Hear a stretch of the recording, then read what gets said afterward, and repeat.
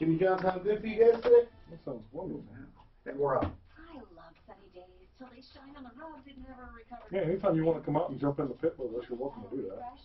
Find what you need for your Jump in the life water. with no damage. I'm not good at hunting. Corbin has their own refresh. Get surprised, it's the best kind of sticker shock. With new You don't have to be good, you just have to enjoy yourself. and exciting every time I shop. And the deals are amazing. Plus, with G Rewards, I earn points with every dollar I spend, so I can save even more. Corbin, bigger deals, smaller prices. When it comes to hiring, you don't have time to waste. You need to get to a short list of qualified candidates fast. That's why you need Indeed.com. Post a job in minutes. Set up screener questions based on your job requirements. Zero in on qualified candidates using our intuitive online dashboard. Tommy, it took a little bit, but we're finally starting to get some leads coming in off the Comcast building. Post a job today. God, why does it takes a while? I have no idea. We were running some commercial stuff and Tom shot a couple of first it was dead, nothing. And now all of a sudden you start to see Wednesdays, Tuesdays coming in. You know, I just think it takes forever. As long as it starts. Yeah, that's you know, that's big. And we didn't fund it a massive amount of dollars, so it's running, but it's not like a saturate. How are your base right now? We're really finally, I'm so thankful. That's finally February. Just terrible, man. What's terrible, guys? February was just terrible. And then the year started off for us, like first 2 weeks of January, full go, then slow down. Then it kind of picked up at the end of the month, and then February went bleh, bleh, bleh. Kind of picked up. And me. Are we on? Are we on? Yep. Okay. You want to be off? Just for a couple of minutes. I was thinking about doing.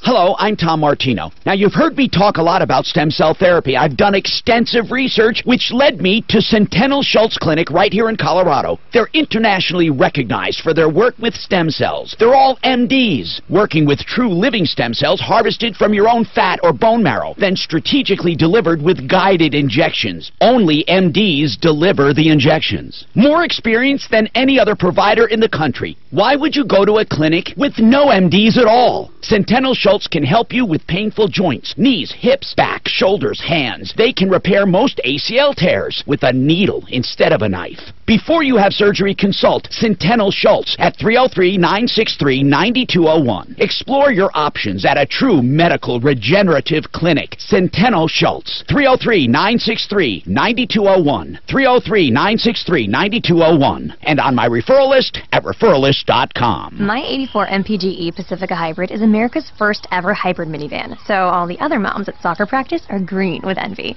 See what I did there? Plus, I can binge all of my shows with the available Uconnect theater or just jam out to the radio. Hey Mom, what was that song? Huh? What song? Chrysler Pacifica Hybrid. It's loaded with attitude. Actual mileage varies. EPA estimated miles per gallon of gasoline equivalent MPGE based on available competitive information. When the need for senior care arises, there's no place like home. Your loved ones should never have to give up living at home. Visiting Angels will provide home care for your mom or dad at home up to 24 hours per day, including personal care, meals, and light housework. You'll select your professional caregiver with Visiting Angels. Look up visitingangels.com or call 877-374-LIVE. That's 877-374-LIVE. Franchises are available. Visiting Angels, America's choice in senior home care. Your shot at $1,000 right now. Text the keyword MONEY to 200-200. You'll get a text confirming entry plus iHeartRadio info. Standard data and message rates apply. That's MONEY to 200-200. This is the Troubleshooter Show. Help, I need somebody. Now, Tom Martino, the Troubleshooter. Help me if you can, I'm feeling down. Hi, I'm Tom Martino. This is Car Day. Now, we don't do just one thing, of course. Never, never, ever, ever just one thing. But we concentrate on cars on Friday. I'm a consumer advocate, been doing this 40 years in Denver, solving problems, answering questions, and taking complaints. This hour brought to you by K&H Home Solutions. I've known K&H for many, many years. You will be safe using K&H. You will have wonderful products. They have this new Everlast siding. It's probably the best thing to hit the siding market ever. It's got ground stone in it, ground stone, and other polymers, and not other, but polymers and ground stone to make this impregnated, durable, lifetime product. And you're going to get $6,200 off that purchase on your home. And you can call for details or go to the website. So we're talking about an incredible siding. It looks and feels like cedar. You can get it in a palette of colors. And it's from a company you can trust with $6,200 off. 303-421-7100. KHWindows.com is their website to make your own appointment. KHWindows.com. So welcome. We got Al Ramos from Pro Auto Care. We got Jeff Vick from Kimmer Transmission. We're talking cars. If you have a car issue, and we're going to start right out with it. Bill, 2000 Dodge Durango, 211,000 miles. Bill, how long have you owned it? We've owned it pretty much, Tom, from day one. Wow. So we bought it like 16 years ago. You took care of it. Well, absolutely, because it was pretty expensive at the time. And, wow. Gosh, just like the car. Well, I respect you. By the way, Bill, I love respect you. it. You're beating the system. I respect you. Because you are beating the system and you're doing what you're supposed to do. I'm not saying it's a bad thing to get new things, but, you know, really, when you do what you do and you take care of it, it pays dividends. You're beating the system. Now, a few questions. What are the major repairs you've had to do to this? Back at about 20,000 miles ago, we put a new transmission in, or rebuilt maybe. And what do you mean maybe? Where did you have it done? And it was done at an AMCO shop in Littleton. Okay. And candidly, have been really, really pleased with them, and I've done other work with them. All right. And now AMCO shops are independently owned and operated. Yeah, they're franchises. They just carry the banner. So you could very well get a very good one, or you could get a bad one, just like with most shops. You're right. So I'm glad you had good luck with them. So what is your question for us today? Well, the other thing we put in was a fuel pump too, just about the same time. So you never did anything with the suspension in 211,000 miles? Well, probably put shocks on it. But aside from springs or anything like that, how often do you change the oil? Change the oil every 3,000 miles. And are you using conventional oil? Conventional, okay. And air filter? Air filter, you know, whenever I look at it, typically twice a year. So what should he expect coming up, Al? Have you ever is the timing chain an issue with those? No. Because, excuse me, the belt, it's not a belt, it's a chain. That should be a chain. Is that right, Jeff? Yeah, it's a chain one. Yeah, so he doesn't have to worry about that. Yeah, what should he look out for? It's just your typical wear. The biggest service on those vehicles, and I'm assuming that this is the 4x4? It's optional. You know, there's a stick that shifter. Yeah. So it's all the service of the driveline, right, Jeff? I mean, it's those fluids, is the big things that wear down. Yeah, and you're just going to have to catch up to things as they do fail. I mean, the fact that you haven't gone through suspension parts like ball joints and tie rod ends. You must drive well. Yeah, on Colorado roads with the potholes and everything else, it is pretty remarkable. What do you do with your fluids? Do you flush and clean the coolant, the transmission, and everything else? Do you ever do that? Me? Yeah. Oh, yeah, absolutely. All the time. God. Whenever it says in the service, recommended service. You know, right now, you really can't expect anything specific. You've done everything that you're supposed to do.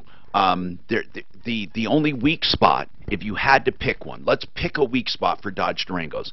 I don't know. You guys might know. Is there a weak spot? I think Jeff hit suspensions is always what you're going to see because they take such a beating. Now, do you ever get your alignment checked? We never did that a lot. That would be something. More and more. That would be something I would do, is tire rotation and alignment. Other than that, Bill, very cool. Send us a picture. Hey, Suzanne, let him live at troubleshooter.com. Talk to him. I want him to send a picture of that 2000 Dodge Durango with 211,000 miles. Tom, what's going on with you, sir? Tom? Oh, hello. What's happening? Well, what's happening is I bought a used vehicle from a dealership. Yes. And in 4 weeks... What kind of car or vehicle? What kind? 2010 Chevy Suburban. Okay, cool. And so, are you having problems? Yes, I'm having a lot of problems. Well, how many miles on it? 164. Okay. I always say, if you buy something with over 100,000 miles, you're probably going to have problems. Over 150, you will have problems. And over 200, you're going to have major, serious problems. So it's not unusual to have problems. So, really, you bought it as is, I assume? Yes, I did buy it as is, yes. So the complaint would be what? That they hid something from you or misrepresented it? Not sure if they hid something from me. That was a thought in the back of my head, but I blew a lifter on it after having it for about 4 weeks. Okay, and, that's obviously, that's not something they could have seen. They could have heard something maybe and covered it up, right, guys? I mean, but I doubt it. Well, after having it for 4 days, a check engine light came on, and I had that checked out, and it said map performance. But then I went out of town for a while, and when I came back, drove it for a couple of days, and then blew the lifter. Did you have it checked out before you bought it? No, I did not. Okay. And also, are you alleging, let's get right to it, that they must have known about the lifter, they covered up the noise, and then it came? I mean, what are you saying? Because they don't owe you anything. From a sheer just problem, you bought a car as is, you have a lifter go out, it's 164,000 miles. I don't see a problem unless you can tell me there's a problem somewhere. Well, the problem what I'm having is that I had an agreement with them to fix the lifters. Really? Where they put it in writing that they would fix the lifters and replace the camshaft. Now, where is that? I'm looking at your contract, and that lifter agreement came after the sale. Yes, that came after the sale, after the lifter. That's very nice of them. I mean, really it is. Why did they agree to that? I don't know. Okay, where is it? In this sheet of stuff, I see Echo Park Automotive, and there's something RO 11238 and a revised total estimate. Guest states there is a ticking noise coming from engine. Vehicle was inspected and diagnosed by Christian Brothers Automotive. That it had a failed lifter was likely the problem, and it says approved $99. What does that mean? What does that mean? I'm not sure what the approved $99 means, but when the truck blew, the closest place... What do you mean blew? Well, when the lifter blew out... All right, so where's your truck right now? Where's your Suburban? My truck is at Echo Park for the 3rd time. And what are they doing for you? The first time they replaced the lifter and told me they replaced the camshaft, and we had an agreement that I'd only pay $2,000. Which was a very good agreement. Whoa, so you did agree to pay $2,000 to have them do it? Yes. What would that cost normally, Al? Lifter and a cam? I know a lot about these particular motors and that one. That one starts typically at a minimum. How much? It starts at a minimum of about $300 to $3,500. So him paying $2,000. I'm listening to everything. Yeah, he's got a great deal. Here's the thing on that 5.3. On that 5.3, they had a flex fuel vehicle and they did these roller lifters on them. The lifters go out. They actually lose their pumping ability. But what also happens is it starts scoring the camshaft, and that's what he's dealing with. The motor top end has to be fully disassembled. Your head, you have to get new bolts to torque down your heads. Gasket kit, cam, chain. It's a huge job. Chevy's come up with a kit repairing this, and all the other aftermarket manufacturers have come with it. A lot of these trucks have this issue, but not all of them. All right, so I guess it's there at Echo Park a 3rd time. What are they doing? That's my question. What problem are you having? Yeah. Well, they replaced it, and so I picked it up within... What are they doing now? What's wrong now? What's wrong now? Same problem? I've blown the lifter for the 3rd time. Then there's something wrong. I have found out that they never replaced the camshaft that I supposedly paid for now our $2,000 agreement. That's serious. Who told you that? I don't see an agreement here. Who told you that they didn't do a camshaft? How do you know that?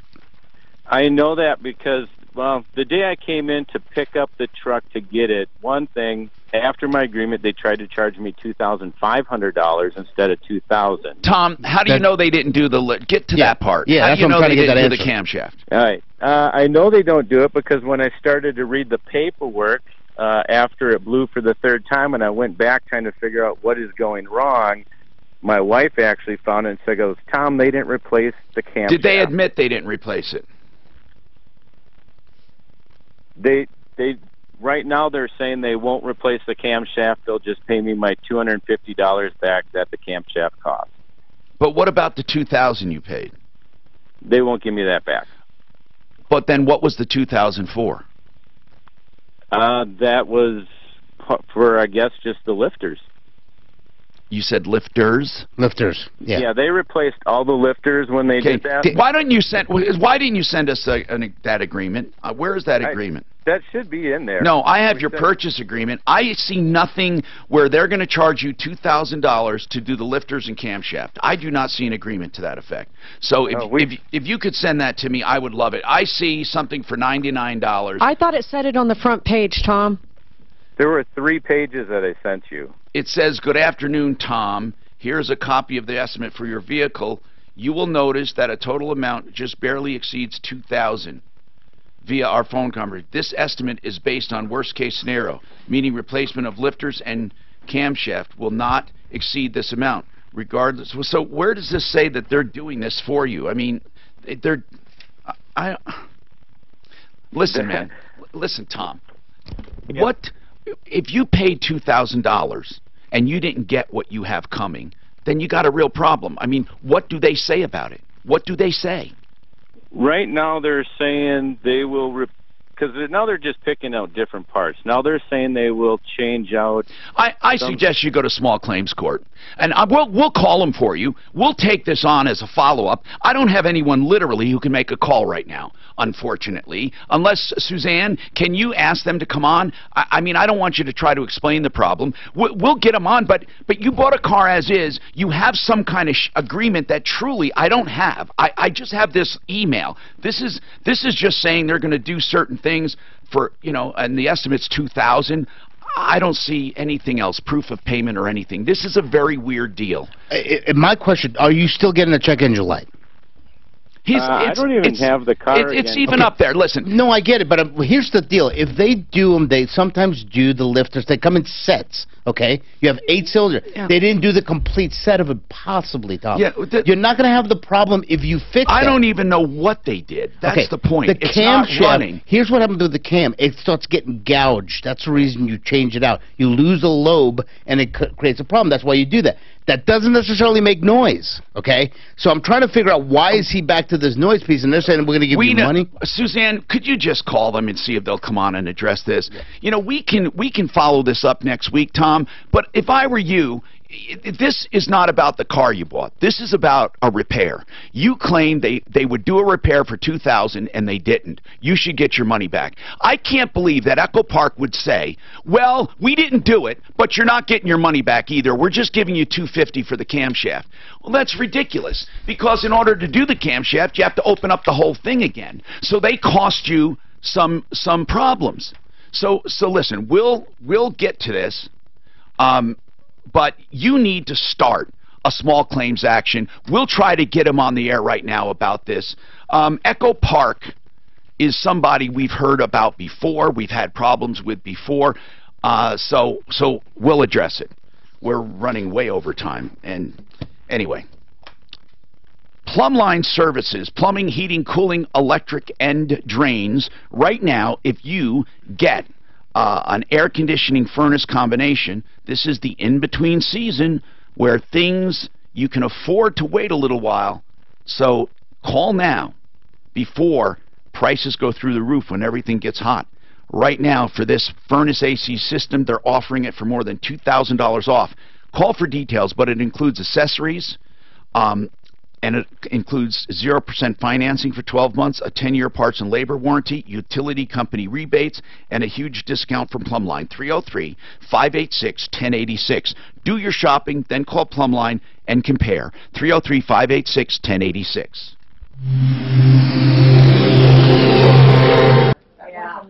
I'm staying I'm away. not eating. I'm not gonna have enough time to not. I just live to not. I'm gonna call these guys later for now. You don't want me to call them when we went home. Oh,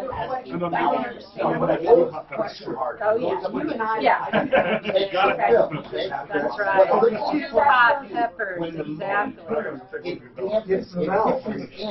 It Probably too much coffee. That, you don't get the noise from it. It's like almost self-adjusting because I've actually been checked too. So what happens internally, it bleeds off. It flattens out. Okay. Good, how are you? What are you gonna have? Give me like that Italian, vanilla peppers. Yeah, On what? Cardboard, and you're just having with mayo. They only did with mayo. Yeah, I think they all come with mail, but I will verify. Here's the problem. We're all ready. Touch 1, 2, 3, 4, and then he's having 250 for this. DLC.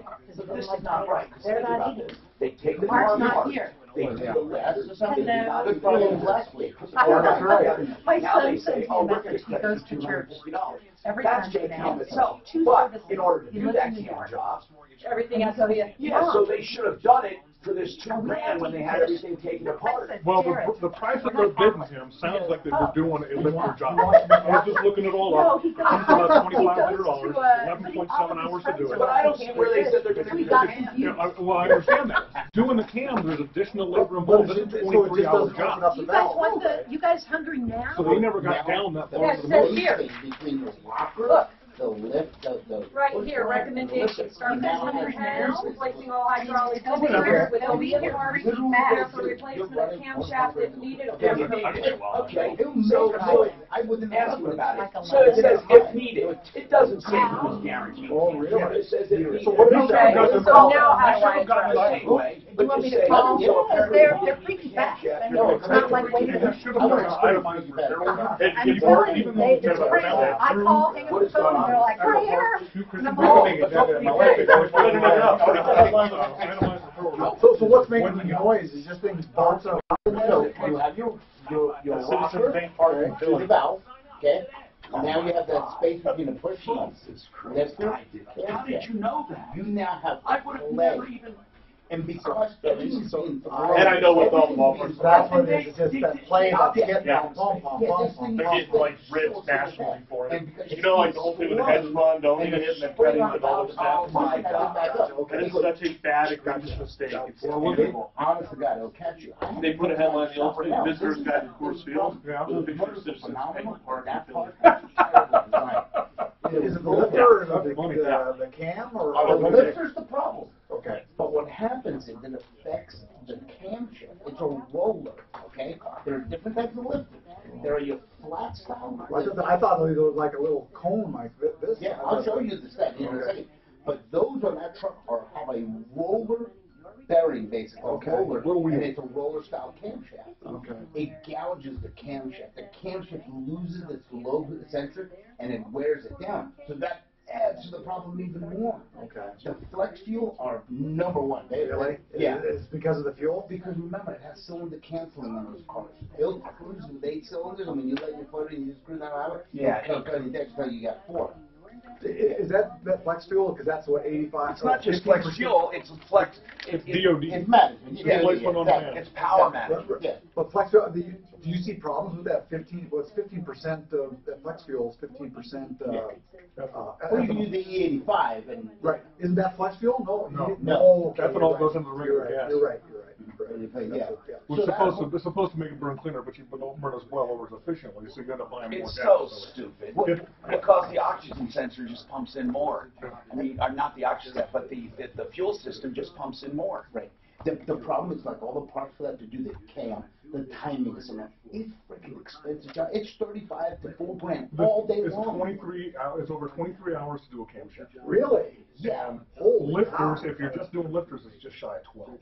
And he's only going to give me the numbers don't add up. The numbers don't add up, exactly. So what's the difference of replacing all the lifters and then not putting in a cam? Is there any more labor-wise? I mean, you're right there. You're right there. Yeah, because more labor. Because you can do heads, lifters, and finish that. Okay. Cam, you have to take the whole front of the motor and then get in there and do that. And here's the thing. Hi, Tom Martino here, Joseph A. Lazara. Listen, if you're going to opening day and you're drinking, there are people drinking now. Remember the name Joe Lazzara. But I'm going to tell you, don't drink and drive. Still, no matter what I say, there will be people who get popped. There will be people who are guilty. There are people who are falsely accused. Whatever the case, you need an attorney. You will never get through this DUI system alone. 303-429-6200. 303-429-6200. Joseph A. Lazzara. Look for Joe Lazzara on my referral list at referrallist.com. Listen, on that thing, I got a headache and a toothache and a neck ache and an ass ache from that call. But here's what I'm going to tell you. He does need help. And if he's listening, we do have advice. First and foremost, they said they were going to do the camshaft if needed. They didn't say it was guaranteed. And also, the price of $2,000 barely covers the first job, let alone the second. Jeff Vick over here at Kimmer Transmission says that just the camshaft alone is a 24-hour job. Yeah. So he wasn't overcharged. That's the bottom line, especially if they refund him another $250. But we'll call and check on it anyway. I don't even know why they agreed to do it anyway. I mean, they didn't have to, which is weird. They sold as is. That's what's... Right. Okay, Bill has one more question. He's the one with the Dodge Durango, 211,000 miles. He wanted to know what he should expect and if he's doing everything right for maintenance. Go ahead, Bill. What's your other question? Hey, just kind of a quick follow-up. I in the old days, recall the term ring job and also recall the term valve job. Yeah. And don't really know what that means. And if those are even appropriate terms anymore. Well, if you lose compression, you know, or start leaking oil, sometimes you need a ring job. Explain, guys, what rings. Rings are seals, but they're metal seals that go around a piston, and they move a little to take up the space between the piston and the cylinder wall, right, That's guys? very close, absolutely. Okay. And then, so what happens with rings over time? Okay, so you have your top compression ring, which holds the pressure within the cylinder, a secondary ring below that, depending on the piston design, and you have an oil scraper ring, which scrapes the oil.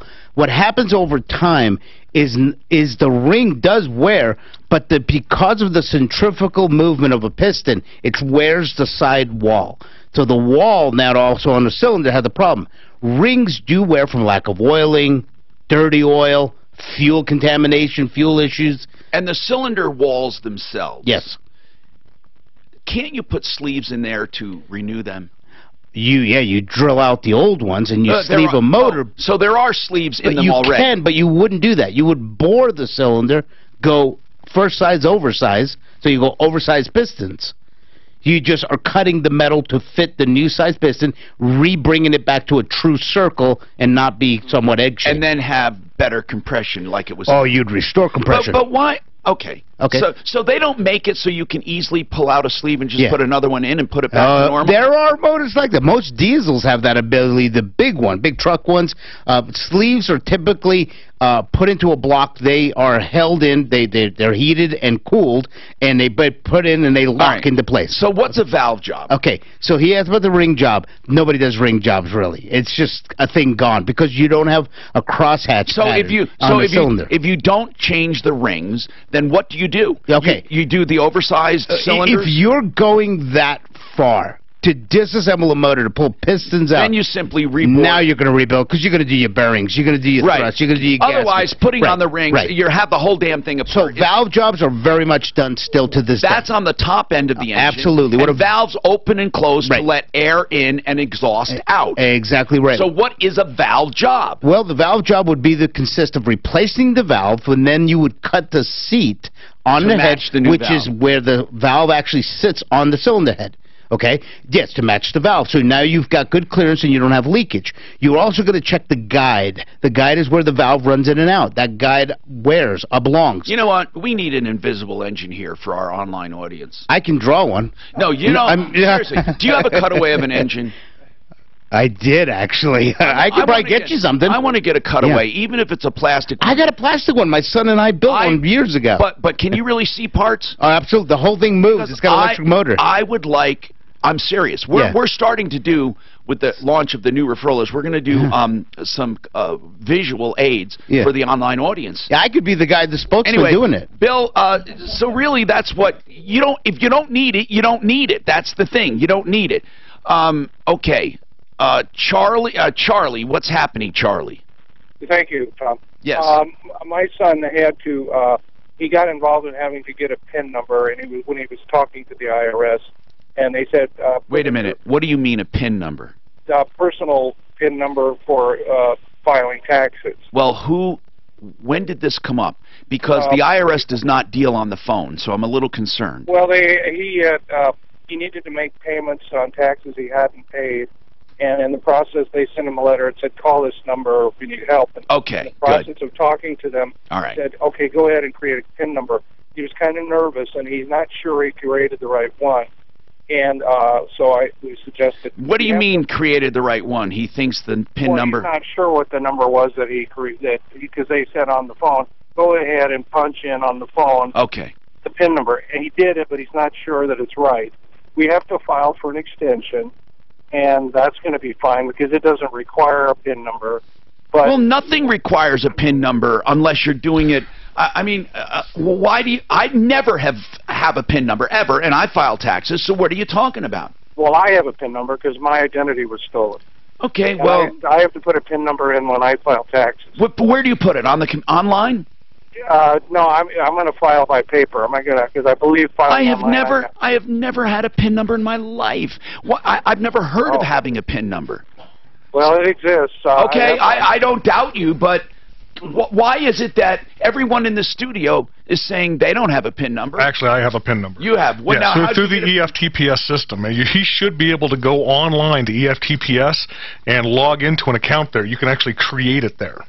Well, he created one on the phone with them. Okay, well, he should be able to log in with that on the EFTPS site. Why do you have a PIN number and I don't, Jeff? Why? You most likely do, but you have somebody else doing your books for you. I actually do my own deposits, my 940s, my 941s, and everything. Do we have a PIN number for the IRS, Suzanne? This is the thing. Okay. So anyway, where do we stand? What do you need help with? I need to know if how he would go about confirming either what he thinks his PIN number is or getting a hold of them. They will never tell you. You have to establish a new one. I'm looking right now. I'm believing that is true. And how would he go about establishing that new PIN number, please? I would try logging on to the EFTPS system, and you should be able to recreate it through there. Oh, okay. When you don't have the PIN, or if it's wrong, you have to hit the link there. I see. Okay, and now, then they would... Yeah, okay. And I'm sorry for doubting you on that. I just never heard of it. Suzanne, no. Do we have a PIN number for the IRS? No? Not that you know of. No, we don't. My accountant... I've heard of that before, I mean, it does. Tom. Absolutely. There is a PIN, it's an IP PIN to verify a taxpayer's identity and accept their electronic or paper tax return. And it says when you have a PIN, it prevents someone else from filing your tax, and it says who is eligible for a PIN. And this is what's weird. It says only if you opted in, you do not have to have one. It's an opt-in thing, I guess, for extra security. Okay. Well, in my case, they made me because they called me. They sent me a letter saying, we have a tax return for you. And I said, I have not filed my return. That's exactly right. If your ID was compromised. So thank you for that, Charlie. So, you know, it's like when you lose a password. When you go on, there's a link for those who don't have their PIN. 303-713-TALK, 713-8255. John Fuller has been getting a lot of inquiries because he does free consultations. He'll even do it on the phone. If you've been injured and you're not sure if you even have a case, what is a case? What's the threshold? Can I do it myself? What about personal injury to begin with? How do I know it was the other person's fault? All of these questions on the phone. John Fuller, it's so easy. Instead of, being hoodwinked by these guys that give themselves nicknames and advertise all over TV where you're just simply a number. Go to John Fuller where you're a person, and he'll talk to you and remember you. 303-597-4500. If ever you're involved where there's an injury, please call him and do everything on the phone before you bother going in. And get comfortable. 303-597-4500. That's John Fuller, attorney at law. Payroll services for you? Yes. Then they probably have access to your PIN. But it says it's an opt-in thing. You don't have to have it. Unless for an employer, to pay your 940s and your 941s, that's how it's done. Right. It's comped done to the TPS system. So there's a PIN that's associated with that when you go to log in. I have that. There's doing two my major tax radios, pay. which Mark says are Centeno Schultz for You the can go in there, seminars. And then there's a third one for you for, Mark says two are for the seminar and then one is for stem cell. But Drew thinks that might be a little much. We have three Centeno Schultz according to Mark. I've heard Right now, I know I have one for a seminar. Because of And then there's two identity major radio theft, or, spots you know, that are they've sent out Centeno Schultz too. multiple, or, you know, two persons have actually tried to apply for the So I just don't know enough about it to really know what I to tried to do. kind of talk Mark into being like, hey, let's kill or use your one of your things are getting radios, wild use your with that radio stuff. spots or something You else. don't use any type of. He's got two in the log. LifeLock. And then it's So what did you put them down I here? haven't either, man. I didn't. I just put it down there as one You hear about Schultz. his And then, identity So this was a major one. Yeah. You know, Okay, and then he has two others. And he wants. I mean, He's I got think a lot one of it has other. to do He's with got one two other. radios, You can make a and lot then of there's money one off just of Centeno Schultz, like the normal stuff that's in the And log. the other That's one what I- that's so I'm gonna exactly do my one thought. seminar on It one may or may regular. not happen And then somewhere down the line, Well, but you see, will really, have to deal with it then. I mean, I don't want And, you know, the up to Yes, $1 million it's too much. to help, you know, help your So store tell and Mark, everything else. he can Everything either I've ever credit heard about it, them, it's a or real we'll do freaking it joke as about we what get they closer, actually do to help. well, where we need the rest. And they pretty Oh, much, we'll make it pretty up. much don't do Yeah. anything. You Either have to credit fund or everything make it up, upfront. And then because when, it's too like, much when for you go to today. court Right. and everything else, then they'll refund you the monies if you were successful. It's Right. all sorts of weird stuff. Do you have an opinion on that LifeLock and that kind of stuff? Yeah, there's no harm in those. They're, Right. you know, I mean, Do you use it? no. Right. We don't either. We're all talking about us not using it. Yeah. Although tomorrow I'm going to be Tom Martino, just so you know. He's got the money. Well, now I know he's not locked out. He's not like that. He don't have a pin. You know, it's He'll have a like pin tomorrow. Jeff was saying, it's like it plays a little bit on fear that it might happen, but it might not even ever happen to you. And you're kind of sitting there going, "Oh wow." Well, there's so many things that people do to expose themselves to get them into that situation. Well, luckily with fraud and stuff, like on my business account, my bank basically has that. I went to positive pay because we did have somebody turn in a check. My bank immediately returned the money, and so now we have this thing called positive pay. We enter all the checks that we've written, which copy them off our spreadsheet, put them in. Our check will not Who's clear. that through, Chase? Chase. Is that something you just sign up for online? It's online on your app. It's free, and it's fabulous. The people cannot cash checks if it's not in. I mean, I've literally have written a check and then put it on the bank, and somebody called me, I'm at the bank, and they won't clear my check. They say, you have to clear it. And I'm like, oh, that's right, I'm going to have to do it. And that's why I run all my checks through my gal now, because she does them and I forget them. Yeah. You know, I'm dangerous enough with the checkbook. And so, but it really has changed, because we had somebody make a perfect check of somebody in Texas, and it's like $2,300. Yeah, I had them being passed in Georgia. Yeah, and when I called Chase and showed him that They it wasn't swept us, me for a little over 20 grand. oh wow. But yeah, I tell you, well, yeah, and it was weird what they did, because they set up some phony account, and then they did ATM deposits, and then they turned around and withdrew all the money out of it. Well, I mean, you and I both know, even you have to go in and sign all sorts of stuff and everything else for setting up an account. How do they? I'm sorry, I was thinking. How do they make these accounts and nobody knows who these people are? Right. Well, the thing that I had for Chase, I asked him, it was cash at a branch, and it looked like it was, by looking at the check, like it was, you know how you have to show your ID and everything if you're not on the account and shit? Right. It didn't have any of that. It looked like it literally was a Chase account. I'm like, that's what they did with mine, and whoever it was had seen my checks before, because they attempted to reproduce my signature. Yeah. Mine was our signature. Yeah. Somebody got a check with a signature, no doubt about it. And they just copied it. Yeah, they copied it. They did a very good replica and made a check, and they cashed it. But luckily, I mean, the very day. Chase was good about it. I mean, by the end of the day, all my money was back in the account. Same with me. Same with me. Chase did that exact thing. 888-503-1742. 888-503-1742. My 84 MPGE Pacifica Hybrid is I like their mobile app and love their online soccer practice are banking. great with envy. I think they got one of the best. Yeah, I like their online banking. Every time I turn around, there's a nickel and dime. I've got, luckily, my guy set me up an account, and we don't pay we don't pay scratch. I mean, honestly, I'm like $19 a month, and I write a ton of checks. Yeah, they were hitting me for 30. Yeah, You need it. You have a banker? You know, every time I turn around, they've got somebody new. They don't keep people. Banks are just crazy, yeah. I luckily have a guy that's been there for a while, and that's my third guy out of that branch, but they all communicate with me, and they say, we're here to help you. They take care of us. I love that. That's so many branches. Yeah, but they have front, and there's nobody ever at the front. You always have to go to the back and the front. Hi, Tom Martino here. Welcome to the show, 303-713-TALK. Centeno Schultz is having a seminar, and we are going to be there, my team, and we're going to answer all of your questions regarding stem cell therapy. We thought it's about time. We get so many calls, and you know, many of you don't want to go in for a medical evaluation. You're just considering stem cells, and you have so many questions. There are no questions barred. You can ask anything you want. We're going to talk about the difference of living stem cell therapy and amniotic fluid. There is a misunderstanding that amniotic fluid is living stem cells. It is not. Amniotic fluid does have living stem cells.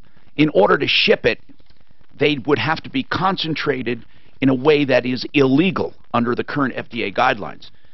The amniotic fluid you get literally may have 1 or 2 cells by mistake. But they do have growth factors. They're not useless, but you're paying for living stem cells and you're not getting them. Most chiropractic offices and medical offices are ripping you off, okay? Unless they're harvesting the stem cells from you at the time. It's that simple, okay? It's just that simple.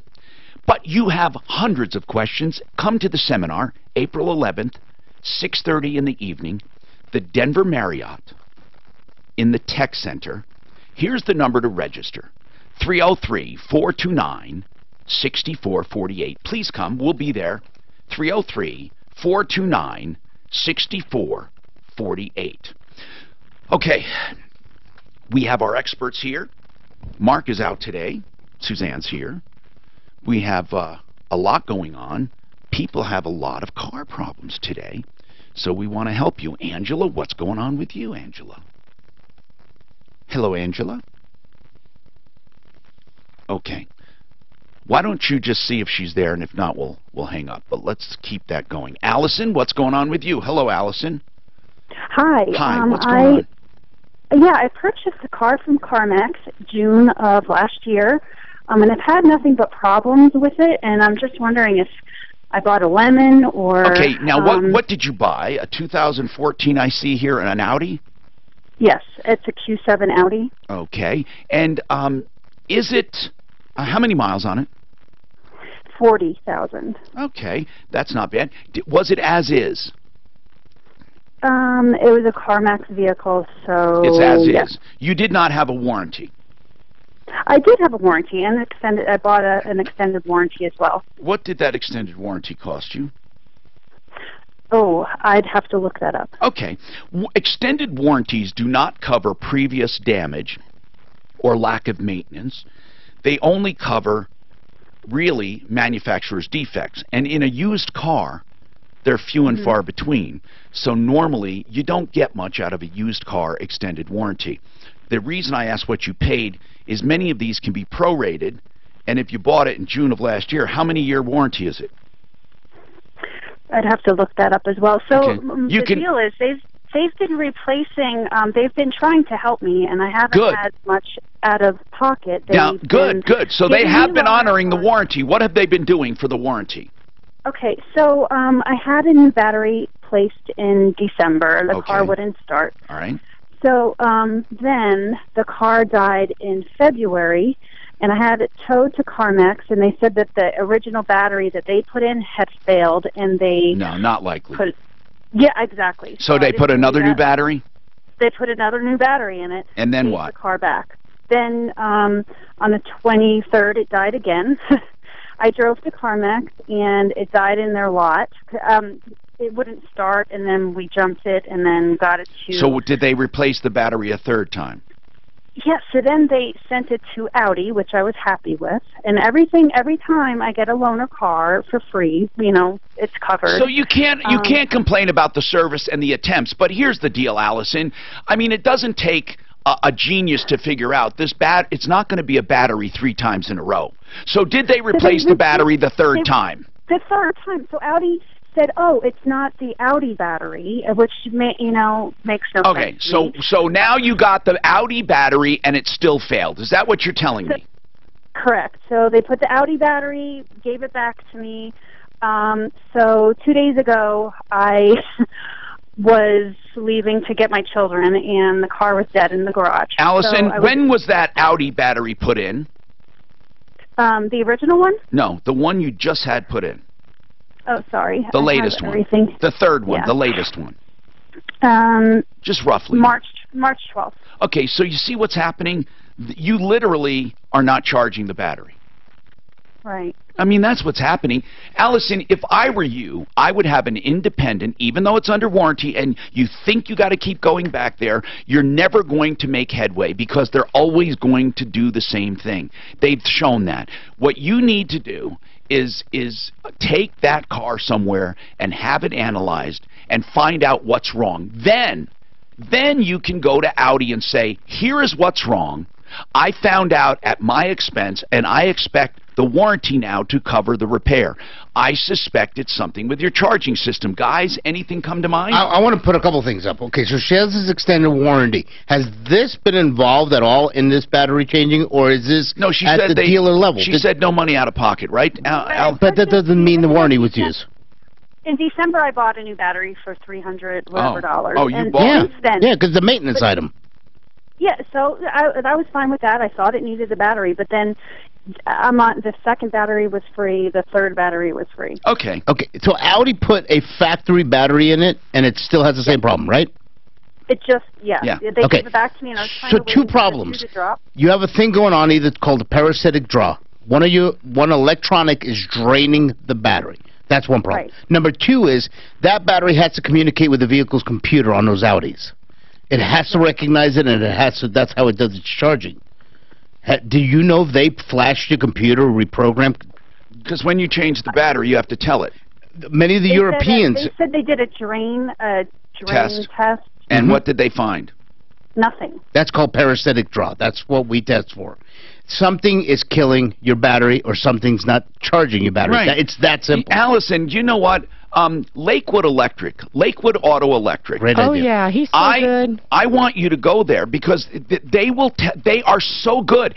Even if it costs you a little money, I'll ask him if he'll do something, try to get something done for you. Let's call him right now and ask him. Okay. The car's currently at Audi. Okay, but they're not doing it, so it doesn't matter. But I mean, the car's at Audi, and they're going to look and see if they can find something wrong with it. Okay. Then all I can say is this, Allison. First of all, let me ask you. Well, just hold on, all right? Because we are running out of time. Art of Granite. I can't say it enough. Save money. Get prices on the phone. If you're doing a kitchen project, you don't have to run all over and shop around. Call.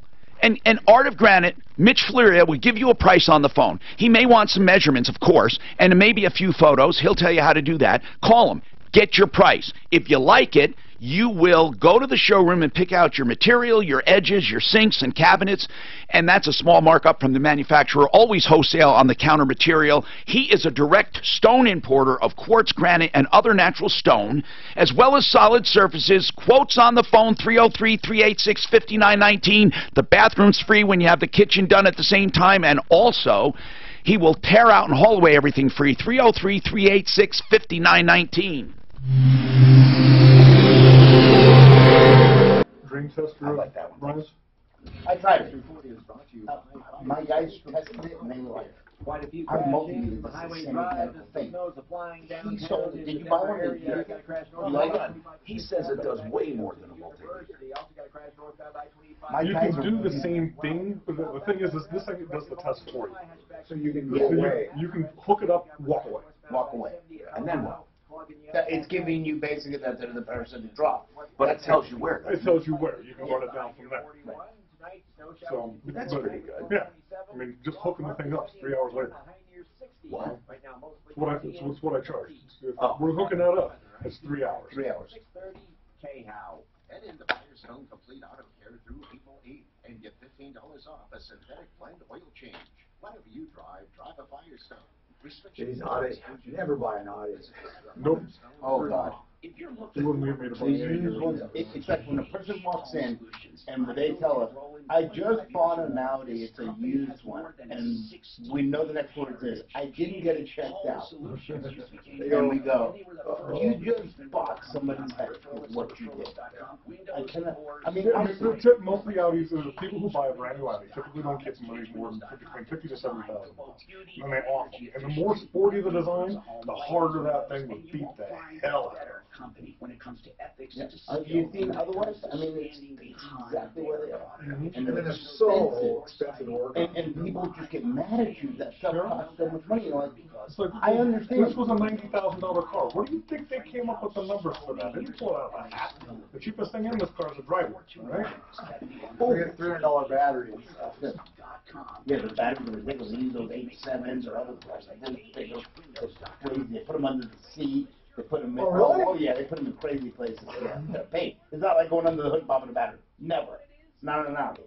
Damn German. We do not have room for it back to the under the hood. We would put it elsewhere. Isn't it amazing? I mean, you said that too. German cars are just not. They're over-engineered and not to a good way. Right. I mean, they remind me so much of, what do they call those mechanical devices that do simple things, like turn on a light switch? Oh, yes, they make made, the toast. Right. You got the bowling ball, and then it's got some wheel. Kind of like Mousetrap, the game Mousetrap. Yeah, right? but there's an actual name yes, for those kind of contraptions. That is German technology at its best, right there. That is the best way to describe German Mercedes now has a new commercial. I'm not going to be able to say what it was, but essentially it's saying, difficult is what inspires us.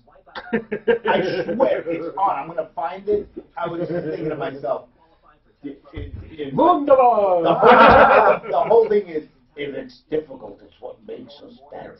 And it's like, really? I swear, I'm going to find that commercial. I got news for you, Shazakov.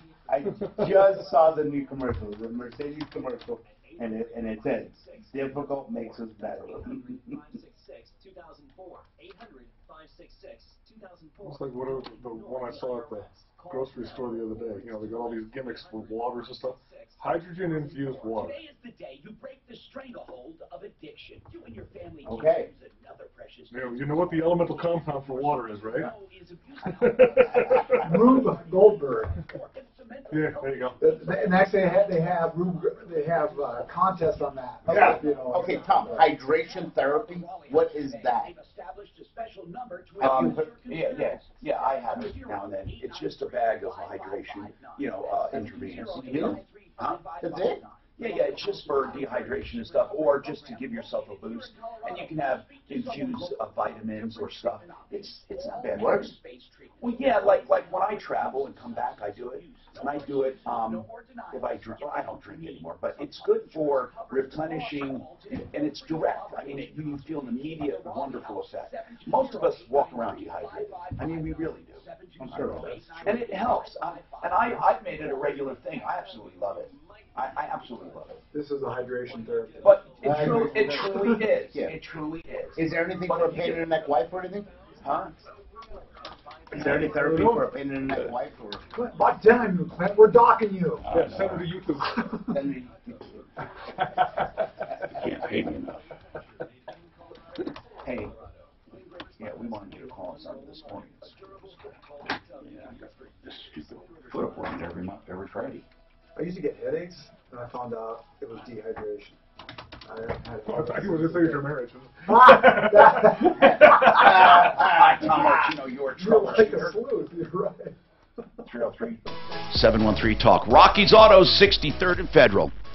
If you're looking for a used car, truck, SUV, or van, shop around all you want. Just put Rocky's on the list. That's all they ask. And of course, then really compare apples with apples, because you'll see the great deals at Rocky's.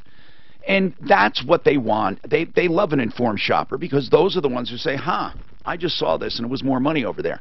So they have a big selection. Chances are they have what you want. 40 lenders also to choose from. And they have clean late model used cars, trucks, SUVs, and vans with a variety of colors, price ranges, options, and really what you need for when you need it. Like for right now, like they're getting in what I call the good weather vehicles. 303-426-4646, Monday through Friday. They're open tonight till 7. Tomorrow, 9 to 6. And then, of course, closed Sundays, 63rd and Federal. Okay, so we have Suzanne. Hey, what's Tom, going on? I'm making a few calls for Allison to see if we can get a foreign car expert on, or Bryant with Lakewood Auto Electric, to give some suggestions. Is that okay? Yes, I think it would be great if we get Bryant on just to get a call. And I think she should take it over there. Well, it's disabled right now, Tom. That's why I was trying to get somebody on the phone that maybe could give her some ideas to give to the folks who have it. Okay, thank you. Larry, what's happening, Larry? Hello, Tom. How you doing? Good, man. What's going on with you? Hey, yesterday a phone call came over my cell phone. It said scam likely. So, of course, I didn't answer it, but they left a voicemail. Wait, you have an actually caller identity that says scam likely? I sure do, and a phone number. Yeah, Mark and I do, too. It says scam likely? Oh, yeah. It'll come in like that if you have a certain app, I think. Yes, now, is this on your cell or on your home? Cell. Yeah, okay. Cell. I used to have that, actually, that app that would screen I calls. loved it. Yeah, well, anyway, so what's going on? I'm not going to answer it and talk to the jerks, but they left a voicemail, said they were the IRS, and it was my last chance before they were going to prosecute me. Anyway, so good. Voicemail saved everything. You did it the right way. You want you did it the right way because. Can I give you the number? Yes, you can. Absolutely. I love when people call them and give them hell. Go ahead. Okay, 201-984. 3509. Okay. And I hope when you get done with them, they're... Okay, people, I want you to call that IRS scam number. Tell me what you get. 201-984-3509. They're supposedly the IRS. It's a scam. We love harassing these people. 201-984-3509. We have more coming up on the Troubleshooter Show. It's car day, but you can call about any problem, question, or complaint, and we'll get right to you. A couple of weeks ago, I got 6 of those calls in one day, and every one of them had a return phone number that was different. They were all different phone numbers. You can serve it up now with your phone number. That's what's crazy. I've seen that. Your own number comes up. Yeah, that's a thing that they do to help you answer the call because or change it one number so you think it's a local or familiar call. Yeah, but no, this thing was the same exact recording about the cops are going to come get you and everything else. But 6 different, because I was going to call them back, but I got 6 different phone numbers. Oh, wow. And there were area codes. They want you. The cops want you. Yeah, I guess they do. I think the best is to answer it and then just say, hey. Well, you can't answer. Just a second. Yeah. Sit down and walk away. It doesn't let you answer, Dan. It just gives you a phone number to call. Oh, really? Yeah. It's a text? No, it's a call. It's on your answering. So what happens if you answer? You can't. It just is a recording going. Oh. It's just a recording sent out to you, and it has an answer. Because I wanted to mess with them. Rollies in Vegas. That's Chevy Suburban. Hey.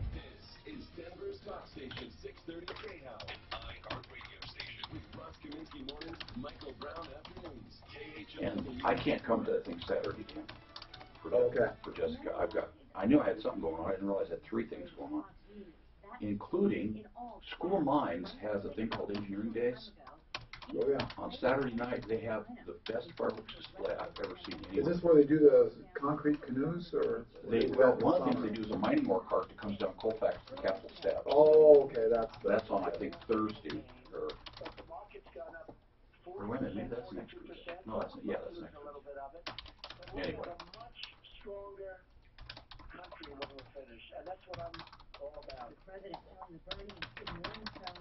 Where's Mark today? Taking his bus to somewhere to get it. What happens when they drive it? I guess his refrigerator shuts off.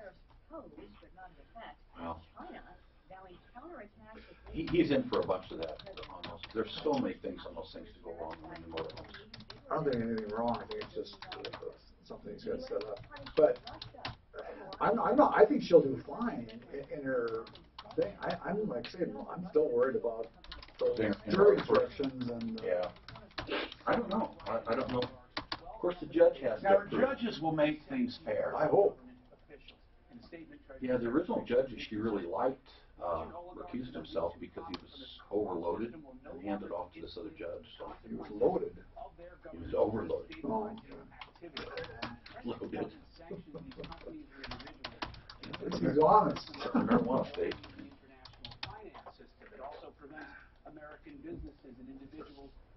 So you're saying that their lawyer looked pretty like a young... Oh, he was 12. Oh, so he's... Yeah. Why would he take a case like this? I'll never know. Probably the experience, you know. They need to get some litigation experience. Well, like I say, if they win, they could get attorney's fees. The attorney we've had for a family attorney, when I tried to help him with my how they win, I have court no case, idea. never set foot in a courtroom. How the hell are you an attorney? Attorneys? No. What's the guy that for the copyright patent guy? Yeah. He's only litigated one case. Yeah. So a lot of people don't like to do litigation. It's a lot of work. Especially. Yeah. Stressful. I mean, the whole thing, and then you got to look back. I mean, I should have done that. Should have done that. I think you got to be one of those guys who likes debate. Those debate guys in school. Yeah, you like have to. They like to prepare for that stuff. I have a nephew like that. That's what Do you? In New York, yeah. Is he a lawyer or is he? Oh, he's an attorney, yeah. He Okay. litigates. Was he a debater in school? In high school? Absolutely. Absolutely. He Eagle Scout, everything. He's got the whole deal. He's wired for it. And I think they enjoy. I mean, that's. Oh, he loves the power. challenge. That's what he said. Yeah. He loves the challenge. But like I say, if you got to be a guy that, you know, when a case is done, you can't second guess yourself. You know, a lot of people shy away from conflict. It's natural to shy away from conflict. There's something wrong with us. Yeah, their show is centered around conflict. Yeah, I know that's why I said there's something wrong with us. Wanted to refinance your mortgage, but didn't want to start a new. All in a good way, of course. That's right. Well, I don't think conflict is. Well, actually, there's people that call and they want us to do everything. You know, they won't take it. The bark lady you guys had the other day. Who? Oh, about the bag bark versus the bark that she got. She's worried about the dirt. Did you hear about Now, that? the only thing that would be a problem is if she had plastic down, because then you got the dirt down there, Pretty much all and use then fabric. stuff starts growing right in the dirt on top of the plastic. You know, I called Timberline. I called the guy, Jimmy got from Timberline, which is where she got the bags. And I said, what's the difference between the bag stuff and the stuff in the pile? And they said, well, the kids haven't taken the stuff in the pile and put it in the bags yet. But you're gonna say if it's in the bottom of those piles like a Pioneer. Oh, yeah, it's real dirty. It's pretty bad there. What happened with McGregor, Conor McGregor? Did you hear that? Oh, There's jeez. some big altercation. There's a lot of people that yeah. God, what Did a they idiot. attack a bus? What Yeah, they're throwing stuff at the bus and they cut a few fighters and stuff. But I tell you, there goes a lot of his money that he's made up. He's gonna get sued big time because they had to cancel 3 of the fights. 3 of the fighters. Wow. He made $100 million in his last fight. Well, I'll bet you this cost him a few million. Think about that. $100 million. And there's no way he was ever For one fight. Who was a boxer that he did? Yeah, it was. There's no way he was going to beat that. I mean, the guy's never been beat. You're gonna. Well, and it's a completely different type of fight. Absolutely. Mayweather. No, there you go. Yeah, but Mayweather kicked his ass. Oh, well, it was going to be that. There was like a 13 to 1. But if you put Mayweather inside the octagon? Right. You're absolutely right. Yeah. Right. Absolutely. I thought he did decent considering that. But I think Now, were they allowed only to do boxing rules? Absolutely. Were they only allowed to do boxing There was rules? boxing rules, absolutely. Oh. He had that here. And the ref had the So they did it the other way around, then the other guy would win. Yeah. Sure. They're each. You can see McGregor commonly. He was getting, he wanted to kick. And Right. Oh, yeah. He'd come in for a hammer Yeah, throw. and it's the side of the fan, the side of the Just fan. like, Whoa! You're not allowed to hit like this? No, front of the gloves. Yeah, you can't. Yeah. That's why, like, Back if of you the watch head, Olympic can't boxing, do. the square that's on there, that's the only part of the glove they're allowed to hit with. Yeah, he struggled, man. The ref kept talking to him about I imagine it. the gloves got pretty heavy Yeah, after a while. that's He used to weird. light gloves. Yeah.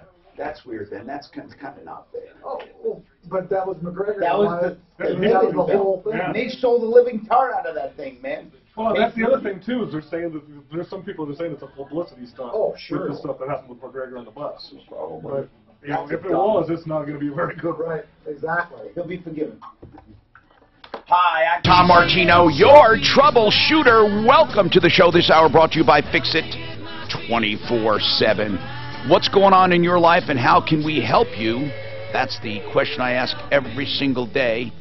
And Fix It 24/7 has a special for you. We are a consumer show, so all you have to do is call 303-713-TALK, 713-8255. Today is car day, though, so we concentrate on cars, not do just cars, but concentrate on them. I'll get to all of your calls quickly and get through them quickly. We have our experts. Today, Al Aramis is with us from Pro Auto Care, and then we have Jeff Vick from Kimmer Transmission, along with the rest of the team, Deputy Dan at the video control, Suzanne screening calls, Deputy Clint making calls, and the Bruiser, no, it's Brutus, sorry, I always get that wrong, Brutus, otherwise known as, no, Brutus, I guess, at the engineer here.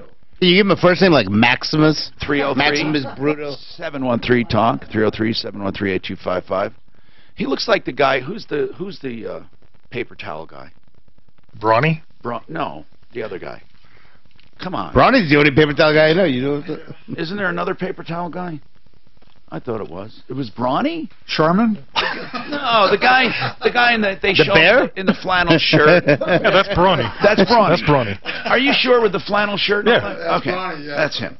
Anyway, so I said Fix It 24/7, and they're doing now air conditioning checks for $79, and this is incredible.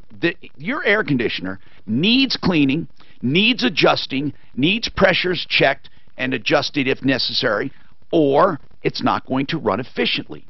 So what they do is they will clean the condenser, they clean the coils, they clean inside parts of the furnace that are needed for the air conditioner. But if you want to get your air conditioning done and with a no breakdown guarantee, and it's practically reconditioned, refurbished, Fix It 24/7, $79, 720-526-3939, 720-526-3939. And if anything is wrong, other than minor stuff, they'll do right there while they're there. But if there's anything wrong, they'll give you a full written report, 720-526-3939. Angela has a problem with a car dealership. What is your problem, Angela? How can we help you? Okay, this is the second time. So now... Oh, I didn't know that, Tom. We're just dropping her. Okay, so, hello, Keith. You had the same IRS call? Yeah, and my caller ID came up on my cell phone as scam likely, so it must be something from my phone service, which is T-Mobile, not an app or and they're anything just, like that. what they're doing is they're just saying that it is a ripoff, right? I mean, that it's a possible scam. Let's just... Yeah, and I don't know how they're determining it, but it just said scam likely. So when I picked up the phone, I actually said to the supposed IRS agent, I said, why does your caller ID come up as scam likely? And they hung up. So just ridiculous. These people make me sick. Let me see if I can get a hold of here. Let's just...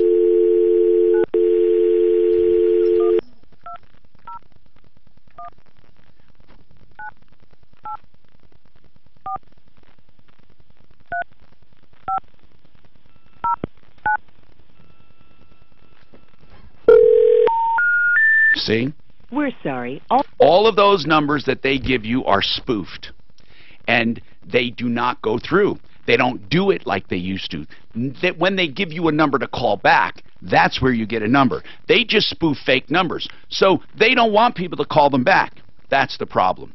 303-713-8255. We have lines wide open. Angela, you subleased a vehicle. I will tell you this. Subleasing is a scam right off the bat, and I'm hoping you can get out of this. Explain the situation to me, Angela. Well, we leased a vehicle back in September of 2015, and then we subleased it in September of 2017. Okay, you can't sublease. It's against the terms of all auto leasing. Subleasing is against the terms. You will be held personally responsible for all economic loss and damage. So let's examine this. You wanted to get out of your lease. When did you start your lease? In 2016, right? How long was the lease? 3 years. Okay, car lease for 3 years. Now, another very important question. How did you find out when you wanted to get rid of it? The only way to get rid of a lease is to pay it off. If you terminate early, you will absolutely positively be penalized, and if you pay it off early, you're penalized. There's no way out of a lease There's no good way out of a lease ever. So, if you lease a car and you can't live by it, do not fall for these scams that say they're going to sublease it. They do it illegally. So, well, it's against the contracts you have. So, where did you find out about this? I think my husband found it online. Can I say the name of the place? I don't care, yes. It's Car Lease Advisors from Sheridan, Wyoming. Car Lease Advisors. And what did they say they would do? They sent us a contract that said that they would lease it out to someone who would keep it under a certain amount of miles every month, and then they would return it to us before our lease was due. And you really believe we could turn... This is great. Plus, it still counts against you on your financials, so if you go to get a loan... So, okay, you turned your car over. Yes. Now, who's to make sure, first of all, that your payments are going to be made? Well, the car lease advisors say that if the person doesn't make the payments, then they take it over. That's part of the contract. Okay, and what if they don't? That's the trouble we're running into now. Oh, exactly. Smoothly the first 5 months. Sure. What's happening now? Somebody did. Well, you know why? Because they sublease to people who can't qualify. So they're asking for trouble. So So the person stopped making payments. How many payments have been missed? So far, just one. Okay, and how did you find? Up about $1,500 in tickets and tolls. How did you find out that one payment was missed? I still get a statement. Thank goodness. From the company every month. Yeah. Thank goodness. Okay. Now, you call Car Lease Advisors and you say, hey, that payment wasn't made. Are you going to make it up? And what do they say? The number for Car Lease Advisors doesn't answer. So I think that's a scam. Then there's two guys that I do have numbers for. And the one who we've talked to regularly since the tickets and tolls started coming in November, he finally just chewed us out and said, quit bothering me, I'm busy. Well, how did you find him? You said the number doesn't answer. He's kind of the one who talked my husband into this, so we've always had his number in addition to the number for Car Lease And who is he? Is he an agent? He's an agent, yes. Does he still work for them? Yep. Clint, let's call him. Deputy Clint. Okay, hold on. Go ahead. Hey, Angela, did you leave your license plates on there, or did they redo those? Nope, there are license plates. Oh, Angela, you guys are in big trouble. Seriously. Do you know that? I mean, you could be liable for damages, death, negligence. I mean, you entrusted your car to you don't even know who. You could be popped for negligence. I have the guy's name and number and address who is driving the car currently. You need to have it repossessed. You need to hire someone to take that car. It's still yours. You need to go get it. That's why I was calling. Like, how do I do that? Okay, well... The guy lives in New Jersey. He's in New Jersey with your car? Mm-hmm. Well, you have to hire somebody to repossess it and bring it back. It's the cheapest thing that'll happen to you. You need to hire a legit repossession company, prove that you own the car, tell them what happened, and have it repossessed. And if there's anyone listening that can do that, give us a call. I know there are legit companies or legit people who will go out and get it for you. And you have, but please don't get into another scam. This is unbelievable what you got into, Angela. It's unbelievable. The guy's name out there in Jersey, his name is Vinny what? Vinny Boomba? So I'm driving the car? Yeah. Chris Miles is his name. Chris Miles. That's probably a made-up name. Yeah, he even sent us fake, it looks like payments on the tickets and tolls, and then when I researched it, they hadn't really been made, so... We're going to talk to this agent and explain to him that he can be arrested right now for grand theft auto. And we're going to, forget him. If he's not going to chew us out. So also, have you ever talked to Chris Miles? Yes. What does he say? His mom just died. He's fallen on hard times. Please be patient. We got to repossess the car. Really, we need... So here are the steps. We're going to contact the agent from Car Lease Advisors. We're also going to try to find you someone who can repossess that car and bring it back here. And I know there's a lot of people. Let's check with our private detectives and see if they know of anybody. You need to, they do it all the time. Listen, they used to have a TV show about repossessing cars. It was fun to watch. But you are the legal owner. You got to go get it. Who's that guy with the long hair and a ponytail and a bear or something like that with repo? I don't remember. Who's your lender? Nissan Motor Acceptance. Okay. I'll bet you there's no insurance on it. Probably not. Well, I will call and reinstate my insurance on it today. Angela, why did you do it? Didn't you feel bad? Didn't you know that this was a scam? Come on, you knew it. My gut told me this was a scam, so I'm ready to just take all my repercussions. What is your monthly payment? What is your monthly payment? $388. And what did you get another car? I bought a cheaper truck, and I almost have that paid off. I was just hoping to get out of debt and then hand the lease back in, and it hasn't worked out. So okay, you hold on. This is a prime example of getting yourself into deep doo-doo. We're going to call car lease advisors. We're going to try to find someone to repossess that car, and maybe we'll film it too. You better hold on. This is a big one. This is one we need to follow up. And it really breaks my heart when people get into trouble like this. 303-713-TALK, 713-8255. The Raleigh House is a treatment center for addiction. Now, that's all addiction, from alcohol to amphetamines to crack, cocaine, prescription drugs, pain meds. Yeah, you can call and ask about the program, but I'm going to give you this number for another reason. It's for everyone, anywhere, who has questions about addiction. We established this as a community service so you can find out where there is help. The Raleigh House cares about you as a person. Yeah, they'll get their share of people that sign up. But trust me, this is not the reason for this line. They get hits on the internet. They get people in there. We want to help you sort through the mess that addiction creates. What signs to look for? How do you know it's getting worse? What do you say to an addict? What does it cost to treat an addict? Where are they getting their drugs? What do you look for? And then, does insurance cover this? How many programs are available? What are the different programs? The Raleigh House would love to tell you about their premier addiction treatment program, but again, ask any questions you want. Here's the number. It could save a life, because we know this. Things don't just get better on their own. There needs to be help somewhere. So start the ball rolling. 720-893-5559. We all know addicts. We really do. It's terrible. 720-893-5559. TheRaleighHouse.com.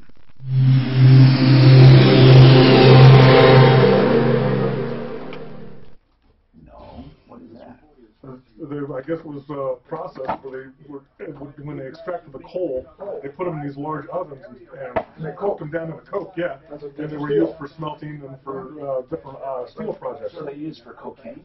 No. They use the product that comes out after they heat it up inside an oxygen-deprived environment. It comes out and they call it coke, and it's used for smelting and for steel products. Got a lot hotter fire. Right. Pure carbon. No, I was just looking. I thought that.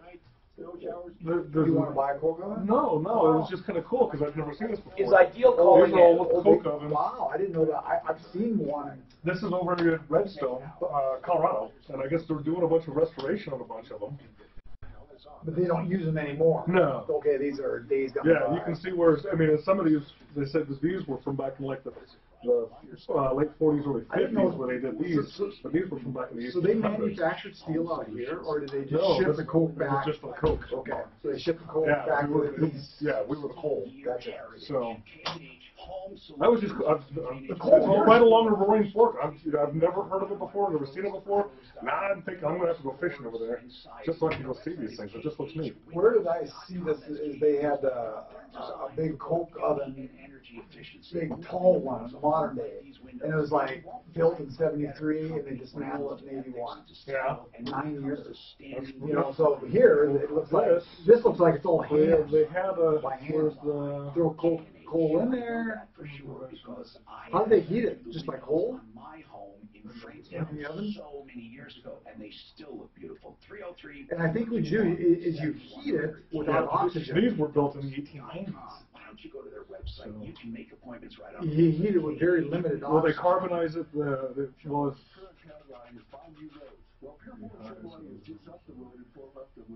Kind of like how coal was loaded into the ovens through a hole in the top and converted to coke when heated in an oxygen-deficient environment. Just like how they make charcoal. Yeah. Only use wood, you know, and not the... Well, that's where Kingsford came from. That's where we originally started. Kingsford was Ford Motor Company. Ford Motor? Yeah, they ended up with this byproduct, which was the charred wood and everything. They didn't know what to do with it. Oh. They ended up overcharring it and selling it to people as briquettes. Good deal. Well, no, Ford no longer owns Kingsford, though. So they made their money. Yeah, I guess. Oh. I can't even believe you would sublease a vehicle and leave the license plate on that. Well, not to mention the fact, first of all, even if you were going to do something stupid like that, which is stupid, why would you allow the car to be taken out of the state? Well, not only cost out of the state, it's cost country. Okay. What a way to get a car, though. You don't have to pay insurance on it. You're not. The only thing, I guess, if you get stopped, she's got a registration in there. You know, it's got her plates on it. Good God Almighty! I'm willing to bet this car's not in the best condition anymore. I bet you're probably right. And then now, this. Did you say what car it was? Imagine there's GPS on there. She probably could find exactly where the car's at. You know, if she can tune into there, I'm sure there's a GPS in this car. It's a new car. Yeah, but I don't know where she would get access to it. She owns it. Directly from the dealership. Yeah. And then you find exactly where the car is at. I don't know if they could or not. I mean, there's a reason why companies like LoJack are still in business. Hey guys. Oh, I'm sure if that's anybody pretty wanted, fast. I know. I wasn't sure if anybody wanted to play with it because sometimes the paper's loud. Well, thank you very much. Yeah. So. Maybe we'll ask her. I've never. I think that the arrow means unwitch. That's feels like it. Okay. You love the bread. Good bread? No, I get it without bread. Yeah. No one got with bread. We were all breadless. Clint did. Look what you started, Tom. Clint did. Well, I swear you Yeah. I swear you get more meat and everything when it's on just on the lettuce. And it tastes better. I think it does. You taste the meat, right? Yes. The bread, right? It's just hard to cut into it. Does anybody need an extra bottle of I made water? a mistake the other night. I ordered one, Barney's ordered one, and I ordered one with I'm gonna extra leave him meat. one. It was too much. I mean, literally, it was too much. Yep. Hey, your son's in New York. You could go over to New Jersey. Hi, Tom Martino, your troubleshooter. Ideal Home Loans for your next... Ideal Home Loan. Their programs make it a win-win situation when you're looking to refinance or buy using Ideal. And Ideal has certain things, for example. They have credit optimization, so even though you're approved, they go a step further and optimize your credit by telling you to pay down a balance by a certain amount or switching balances or correcting your address or years at work. Seriously, those little tweaks can sometimes save you a half to 3/4 of a point. Really, then they have the rate guarantee. So if rates go down, you don't have to worry. You get refinanced free of charge over the next 2 years. And then the pre-approval is like a cash deal. So if you are pre-approved for a certain amount, the house simply has to appraise and you can close. It's that wonderful. 303-867-7000, 867-7000, idealhomeloans.com. Larry's got a comment on the subleasing. Subleasing is a scam. No leases allow for you to sublease. If somebody takes over your lease, they have to be totally approved and take over and you're off it. These companies that offer to release cars, they are crooks. Larry, what is your comment? Hi, Tom. I'm going to take you back about 20-some years ago. You did a story Carriage on this. leasing. Carriage leasing, Kenny Milo. And the guy Remember committed suicide when the story aired. He did. Yeah, I know. I didn't feel good about that part of it. No, I didn't either. But this just reminds me of kind of the same thing. Oh, this guy. Yeah. Now, what he did, he was getting so much money a month. He was getting like $20,000 or $30,000 a month. So if somebody yelled about a payment not being made, he would make that payment. So he managed to keep this thing going years and years and years. I busted it wide open and went after him, and then I didn't realize he would kill himself. My God. In all of our years, we had 3 people kill themselves after a story I did. It really breaks my heart, because nobody wants somebody to die over a story or over a scam even. But he was one of them at Carriage Leasing. Another one was a woman who was doing a cancer fraud. She was raising money, saying she had cancer and she was dying. And oh my God, I didn't realize she was so distraught. She killed herself after that aired. And then there was the other one was a home builder that we followed to Florida and found him there. He came up and he went into his attorney's office and blew his head away. I mean, he just killed himself. It was so sad. I mean, so anyway, you're right. Carriage Leasing was one of the first ones to do that. Hey, Tom, I want to comment on the whole subleasing. I sit back and I'm listening to the show. Where would somebody call other than this show? The value of this show to answer these questions for people. If you call the DA, they're not going to help. I'm sorry, I can't help you. Where are you going to call? And that's every day. The value of this show is amazing. Those kinds of problems, you're right. There is nowhere to call. You can call us. Alex wants to talk about dealer handling fees. Go ahead, Alex. Hey, Tom. So I'm looking for a car, and everywhere when I'm looking online and everything, everybody's got a dealer handling fee, and everybody's got a different price. So is it state law? No, it's arbitrary. You don't have to charge it. Here's what it is.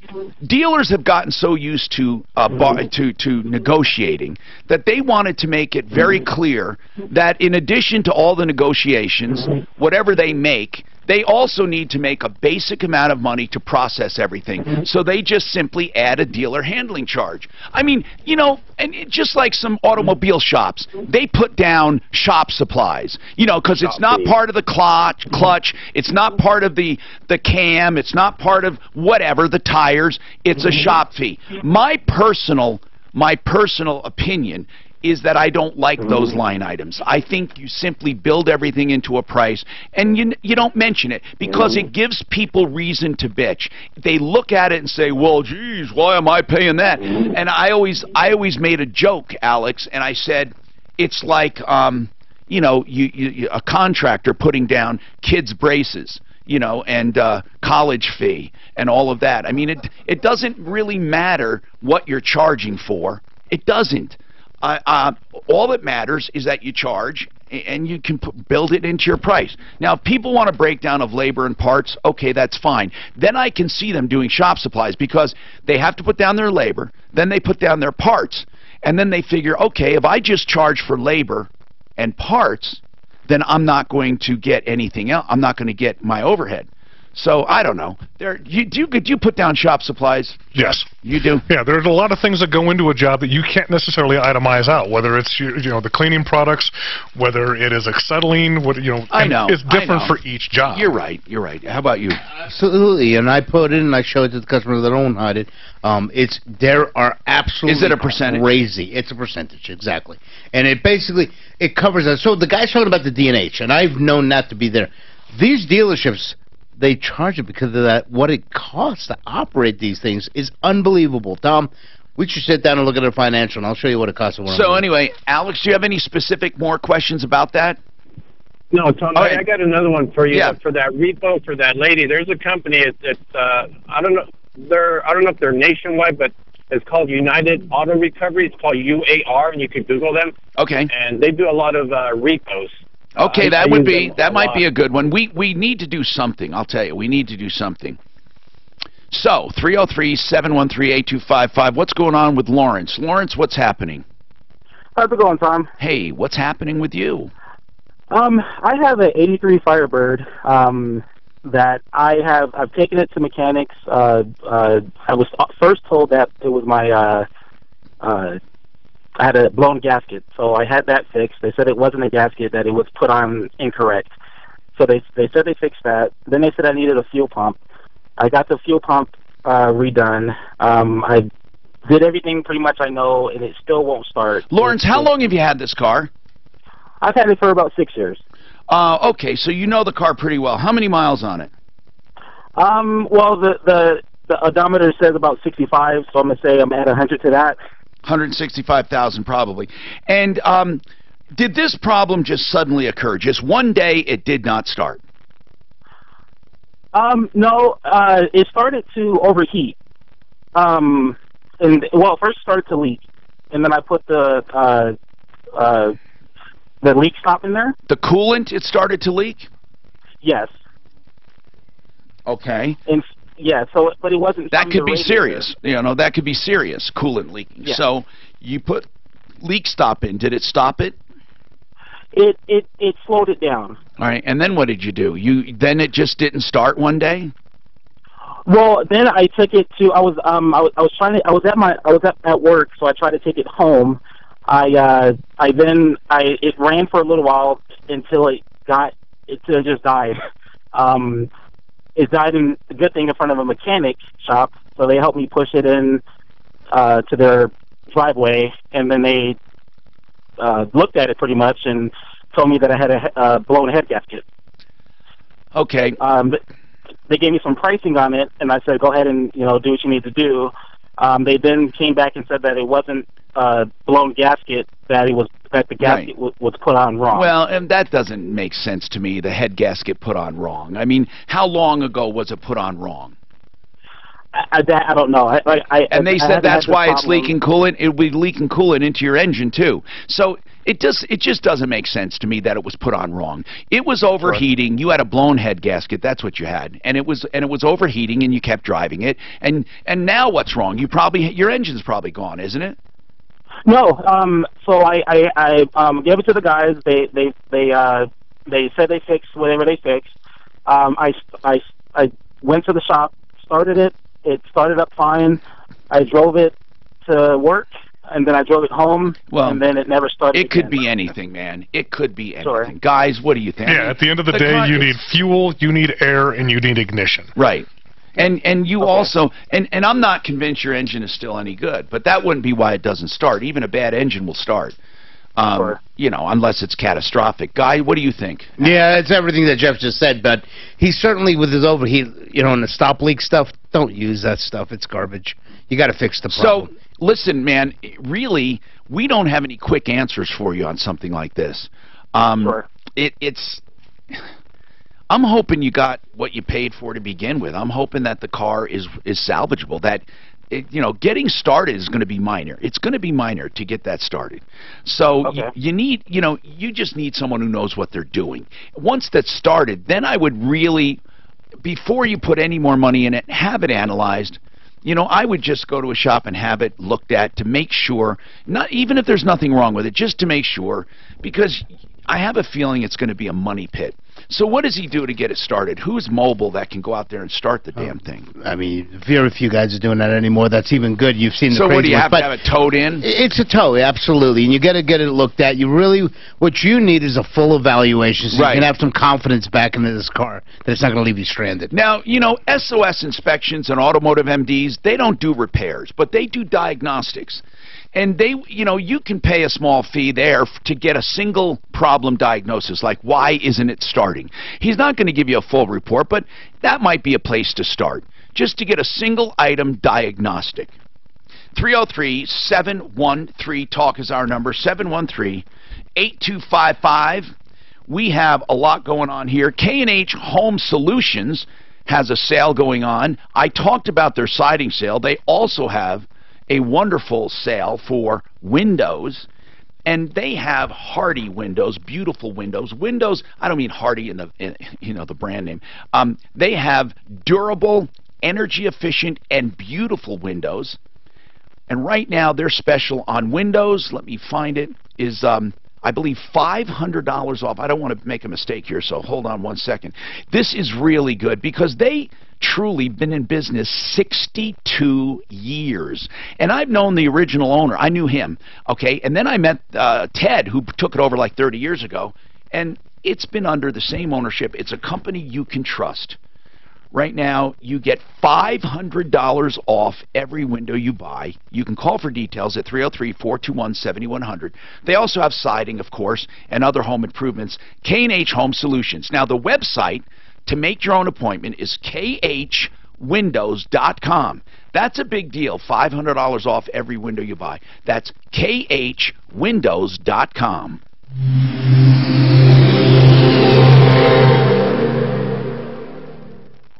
This is Denver's Talk Station 6. Both these salesmen that you've been talking to are in Florida, and the guy Chris that has a car is an employee of the company. The guy with the car is an employee? Yeah, of the car lease advisors. What kind of car is it? It's a Nissan. Oh, I didn't find out. So where's the guy that has the car in Jersey? Then the other guy's in Florida? The other two guys that are Now what has that? She said Sheridan, Wyoming. What was that? I think it's just a P.O. box. Wow. I think I don't think there's anything there. I think you're uncovering some junk here. Well, it's Wyoming. There's nothing there. Yeah, okay. Find out that car has a GPS on it. See if they Is it can. they believe that, well, we have it in writing, he's only going to drive a certain number of miles. And then, then we're going to pay if he doesn't pay. Why do people believe this shit? But why would you let your license plate go? Chris called up It's registered under her. begging her for $1,300 for tires. Who did? Chris, the guy has a car. Wants tires. Wants $1,300 for new tires on the car. You can't make this stuff up. I mean, She's got to get it repossessed. yeah. You told her not to get the high-end tires, right? $1,300 for tires? I don't. Tires on my truck don't He cost. probably needs a fix. I don't know. Yeah, for 4 tires, you could spend $1,300. Some high-end tires. $250 a tire, plus mount and balance. Tell her, give her the Costco card because it costs. This sounds like an explosion's waiting to happen. Absolutely. I would have some. I don't think these guys have anything to do with this. I think they're car thieves. Yeah. Yes. I think you're right. I don't think there's any business here. I think they just talk people out of their cars and they keep them. And nobody ever questions them.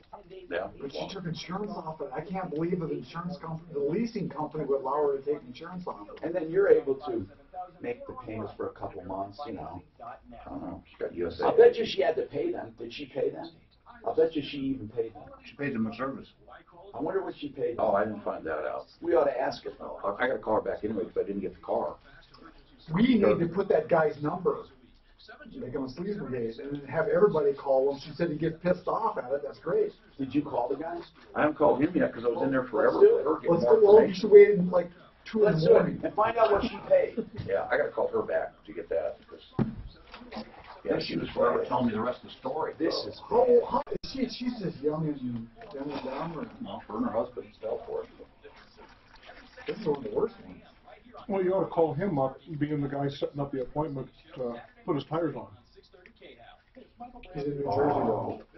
No, but he can, yeah. Well, but you set him up so you can get the car to a location you want. I wonder how they picked up the car. She's from here. I have a guy who's going to do the tires. I want to make sure the tires are done, so he's going to come and get the car. Drop off the car.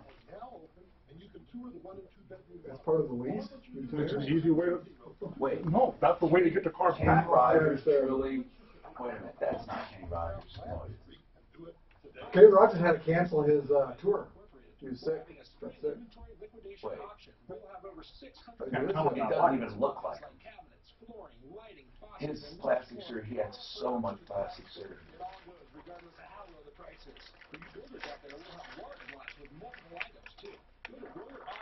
You want to see a good movie, Tom? I can only imagine. What is it about? It's a story that was written. Oh, no, that's Jimmy Fallon. Right, and instead of white people, it's black people. What is it about? I can only imagine. Imagine the song that Mercy Me wrote. Yeah. Oh, wow. Honest to God, we were all sitting there, tears running down our face. It was that. It's his life story. It's his life story. How he came about to write that song. Why there's a story behind that song. That song has sold 3 or 4 platinum. I mean, it's like multi. The thing is massive. Jimmy Fallon is so talented. Related to substance abuse, please know you're not alone. There's help. Call the Raleigh House today. They've established a special number to address your concerns. 720-893-5559. That's 720-893-5559. The Raleigh House is a premier addiction recovery program located here in Colorado. You'll speak to someone local about different treatment options, all evidence-based treatments designed to help reduce substance abuse. No more excuses, no more denials. That Sammy Pepper's on it is good. There's a little zing to it. Yeah. My daughter's at a funeral for that girl. I don't know if you heard, Lexi Esther in Littleton. What about it? She was doing drugs. She had a torch. It lit her bed on fire. She was so high. She couldn't get out of bed. And she was doing heroin. Senior in high school. Hi, Tom Martino here. One Clear Choice Garage Doors. If you want the best for your garage doors, One Clear Choice Garage Doors. You know what's important about that? They'll do the safety checks, inspections, and adjustments all free when you mention Martino. Now, they want to be your garage door company. That's why they do it. And they have helped many, many people. If you have an emergency, like the spring broke, you can't get your door open. A lot of people don't know this, but springs keep the doors down. Springs help the doors lift up. I mean, the springs hold them down, so you can the garage door opener that's without a spring, you can't lift that door. You can't. So that's how they're sprung. They're sprung to hold it, and when it breaks, you can't lift that door. You cannot lift it. So the garage door motor keeps it down. The spring will want to lift it. So when that spring breaks, that's why a motor could never lift that door without the spring. Neither can you. So if that spring breaks, give them a call. If you have an emergency, give them the call. Or if you want a free inspection, they have garage door openers starting at just $333. OneClearChoiceDoors.com, 303-565-6409, 565-6409. I want to continue here. This lease problem has become more of a problem than we ever dreamed. What happened is this woman leased her car, Angela. She released it. She had a 3-year lease. After 1 year, she wanted out. This company, Car Lease Advisors, with a P.O. box or something in Sheridan, they got 2 guys in Florida and they got a guy in New Jersey. One of the guys that owns the company or is part of the company is actually has her car. They promise to find somebody to release your car, to sublease it, and then they don't make the payments and they keep your car. They take the license plates with it, and you're responsible for everything. It's crazy. If you ever want to get rid of a leased car, you have to take the penalty and turn it in. You can never, ever, ever release it. They will not allow you. Every company out there doing this releasing, they're scams. Every one of them. It's that easy. They're scams. 303-713-8255. Patrick is a guy that we helped, and he found a job, and he's been on the job for a few weeks now. We're trying to get him on his feet. He's had a failure to launch. Through the years, he suffered with depression. It's a long story, and if you've been following the show, he's one of our projects. And I don't know what he's calling about today. He called about the other day to find out about a car, and we're going to arrange to donate him a car if he stays on the job a certain amount of time. Now, what are you calling about now, Patrick? So I got a call today from Medbed Chevrolet down in Castle Rock. Yes. And while I was talking to him, he was asking me about the car, and then I was telling him I was taking A&C classes online. And he offered me. And what are those classes you're taking for what? The A&C Automotive Service Excellence. Oh, ASE. Gotcha. And what did he say? And he was like, "Have you ever thought about working for a manufacturer?" I'm like, "I haven't." And he's offered to put me in touch with the service manager to get a career down at Medved Chevy doing service. In other words, they're going to train you on the job? Yes. We ought to look into that. What are you doing right now for your job? I work at AutoZone. Okay. So it's not terrible, even though you haven't had the job a long time, but I would, before leaving that job, I would really want to know the details of this new job. But, you know, Medved's a really good organization, and I know there are a lot of people looking for help, and some of them are willing to train on the job, right, Al? Yeah, absolutely. We're always looking. Okay, now what, Suzanne? So, Patrick, my concern is, I know you live close to where you work now. How would you get all the way down to Castle Rock every day to keep that job? Patrick? I would either probably Uber, taxis, public transportation. Well, that gets really expensive, Patrick. Uber is almost the same price as owning a car. I mean, it really is. I mean, it's no more expensive than owning a car for a ride. I think if you prorate the cost, owning a car and Ubering, you're going to be about the same. Not a taxi, but Ubering, I think, or Lyft. That'd be a great study to do. But truly, Patrick, you got to be very careful. Make sure it pays enough. See, for example, if it paid a little more and he was able to Uber until he could get on his feet and get a car, it would help. It would help, because then the extra money could pay for the transportation until he could get a car. Patrick, I would just investigate it and call us back. Did they say they do on-the-job training? Yes. Okay. I would definitely investigate that, because, you know, being an ASC mechanic or being a mechanic is a really good skill to have right now. Yeah, but if he's on the line looking at the ASC is going to give you the grounds for testing. You have to have pretty decent amount of knowledge to pass those tests. If that's the stuff you're looking at, ASC testing and certification? No, he says he's taking courses. I don't think it's by ASC. I just think it's a course. Yeah, okay, something accredited by ASC. It's probably just a course in order to pass some testing. Patrick, that's what you're doing. You're taking an online course to learn, right?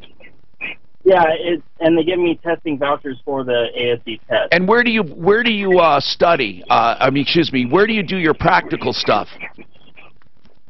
I haven't done. All I've done is work on personal cars and friends' cars. I haven't done any practical stuff yet. Well, that's what I meant. Do you have a place to experiment at least in hands-on training? Like, Al, where did your son go to school? We went to UTI. UTI in Florida. He just wanted to do this program. Fantastic. They had a Ford certification program. Here locally, there's some very good schools. There are. And Arapahoe Community College, I'm going to tell you, has a fantastic program. Really? Automotive program, yeah.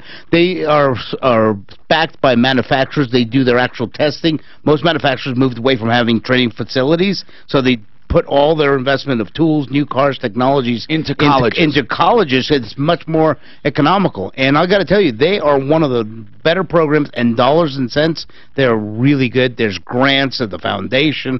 There's a way for somebody to learn. It's a great industry. So, Patrick, continue looking into it. I'm really happy you're looking to advance yourself. And, you know, you don't want to be switching jobs too much, but listen, if you can do better, definitely do better. There's nothing wrong with that. 303-713-8255. If you have an elderly loved one, you're looking for assisted living, this is an area that is really tricky. First of all, you have to find a facility. Second of all, it has to be a decent price and value, even with Social Security. And then third, you got to find the vacancy, and those are few and far between. We have Golden Orchard Assisted Living that we've checked out, owned by Farrell Johnston. She and her husband built this facility, or built 3 facilities, specifically to be assisted living. So they have wide hallways and spacious bathrooms and large landscape yards and patios. They built it specifically for this, 2 in Centennial, 1 in Wheat Ridge. They have one that specializes in Alzheimer's, dementia, and memory care. If you need to find assisted living with snacks and programs and meals, and you can take your own furniture or use theirs, you can have pets in certain circumstances, and married couples are welcome, why don't you give them a call? There are some few vacancies, and they're interviewing people, and this is where one rent between $4,000 and $5,000 covers everything. No special little fees here and there.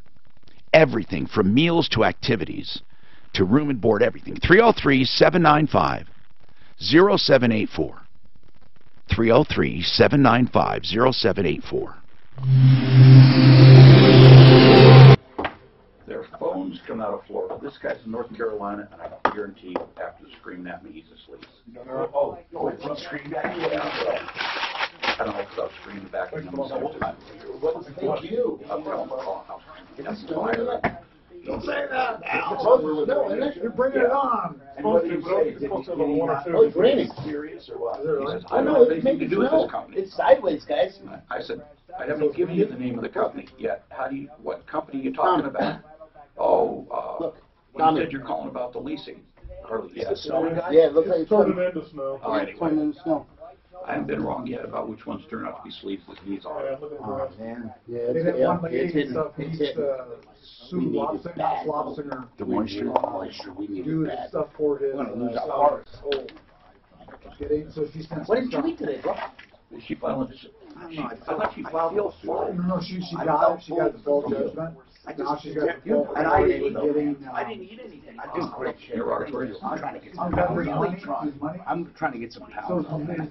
he's got to find out where he has the stuff listed. Where 55. Yeah, Robert. So you've got. That was still, you know, Yeah, those are in I'm Robert's. going to be 65. So then Just like those ones we have that were I'm starting to questions. feel it, so I Those are need to financial push ones. myself. Okay, I need to. Energy-wise, She yeah. has to get that. I need to push myself So I physically got so it. I don't I have have it to. out there. I want to keep You know where muscle it's tone. You know how old guys start? Yeah, you start drooping. Yeah. I don't want to do that. I It'd be a birthday just present need for to her. really keep it. Is it working out, what you're talking about? Yeah, the end of And they then don't mentally, answer. just Yeah. Then she can go get a warrant, right? Yeah, then they get a warrant. Or if they lie on it, That's important. then it becomes a thing go after them criminally on I that. get kids that they just get So baby. that's a real Love strong them. We're having such a great day. You know, each level of our relationship, you know, I'm so happy I'm older.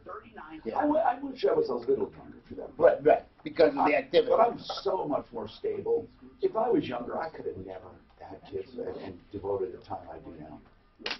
They're awesome watching them grow up. You know, almost the other end. I was 19, married with a kid on the way. Really? And we had 5 kids and 16 grandkids, and it just was how it was. You know, I mean, they weren't a burden. You just love those grandkids? What's that? You love those grandkids? Oh, God, yeah, we got 4 great grandkids. Oh, wow. But grandkids are great because when you have trouble, you give them back. Oh, I love my grandkids. It's just great. Yeah, I mean, this morning, because my daughter's moved back in and stuff, and she's got her daughter, and she comes in and asks me for cereal. I drop everything I'm doing. How old is she? She's 3.5, about 3.5 Oh, now. God, I love it. Oh, she's so cute. She talks. She's like, I want cereal. So we go in the closet, and there's 7 different cereal types. Yeah. I'm like, who runs this place? And so she's like, which is the one you want? And so I of course, got it wrong, and she got the right one. But, My son's into this Japanese card game. It's like 100,000 different combinations of cards. It's Japanese in there. One of my granddaughters are into all the Japanese. And now she's going to a tournament. It's weird. a tournament, yeah. The stuff they do now is so different. Card games are so My son plays app games and stuff like that. He's heavy on these. And I'm like, I couldn't even tell you the name of them. We're talking complicated card games. Oh, my God. Yeah, you know, the fact that they can figure them out, though, the intelligence, Because every card the mental, does something different. the mental gymnastics that they're using to learn this has got to There is a crazy movie out. My son wanted me to go with him. I went with him, and I think it's called Ready Player One. And a guy created a virtual game that you put on a headset, and you were there. And it is. I mean, I thought it was very well done. I had no idea. Steven Spielberg is the director of the movie. I'm like, really? Yeah, he's so creative. Yeah, he did a great job. And honestly, it's a movie worth watching. It's good. And it's the young people. They play in these games in these altered states and stuff, and it is for real. It's like, and you could actually die if you're killed in the game. Yeah. Spielberg did some movies that aren't really well known. You ever heard of Super 8? Yes. Wait, what was that about? Did you love that? The kids are making a movie and a monster gets out of a train. Something like that. Yeah, it's really good. That is so good. Isn't that, Spielberg just hits it right on the head every time. He is, Yeah, I've almost gotten tired of his stuff. I did. I mean, Jaws, Transformers, Jurassic Park, right? Now, Jaws was cool, but the remakes were the lousiest movies ever made. Oh my! When he took his hands away, oh, it was so terrible.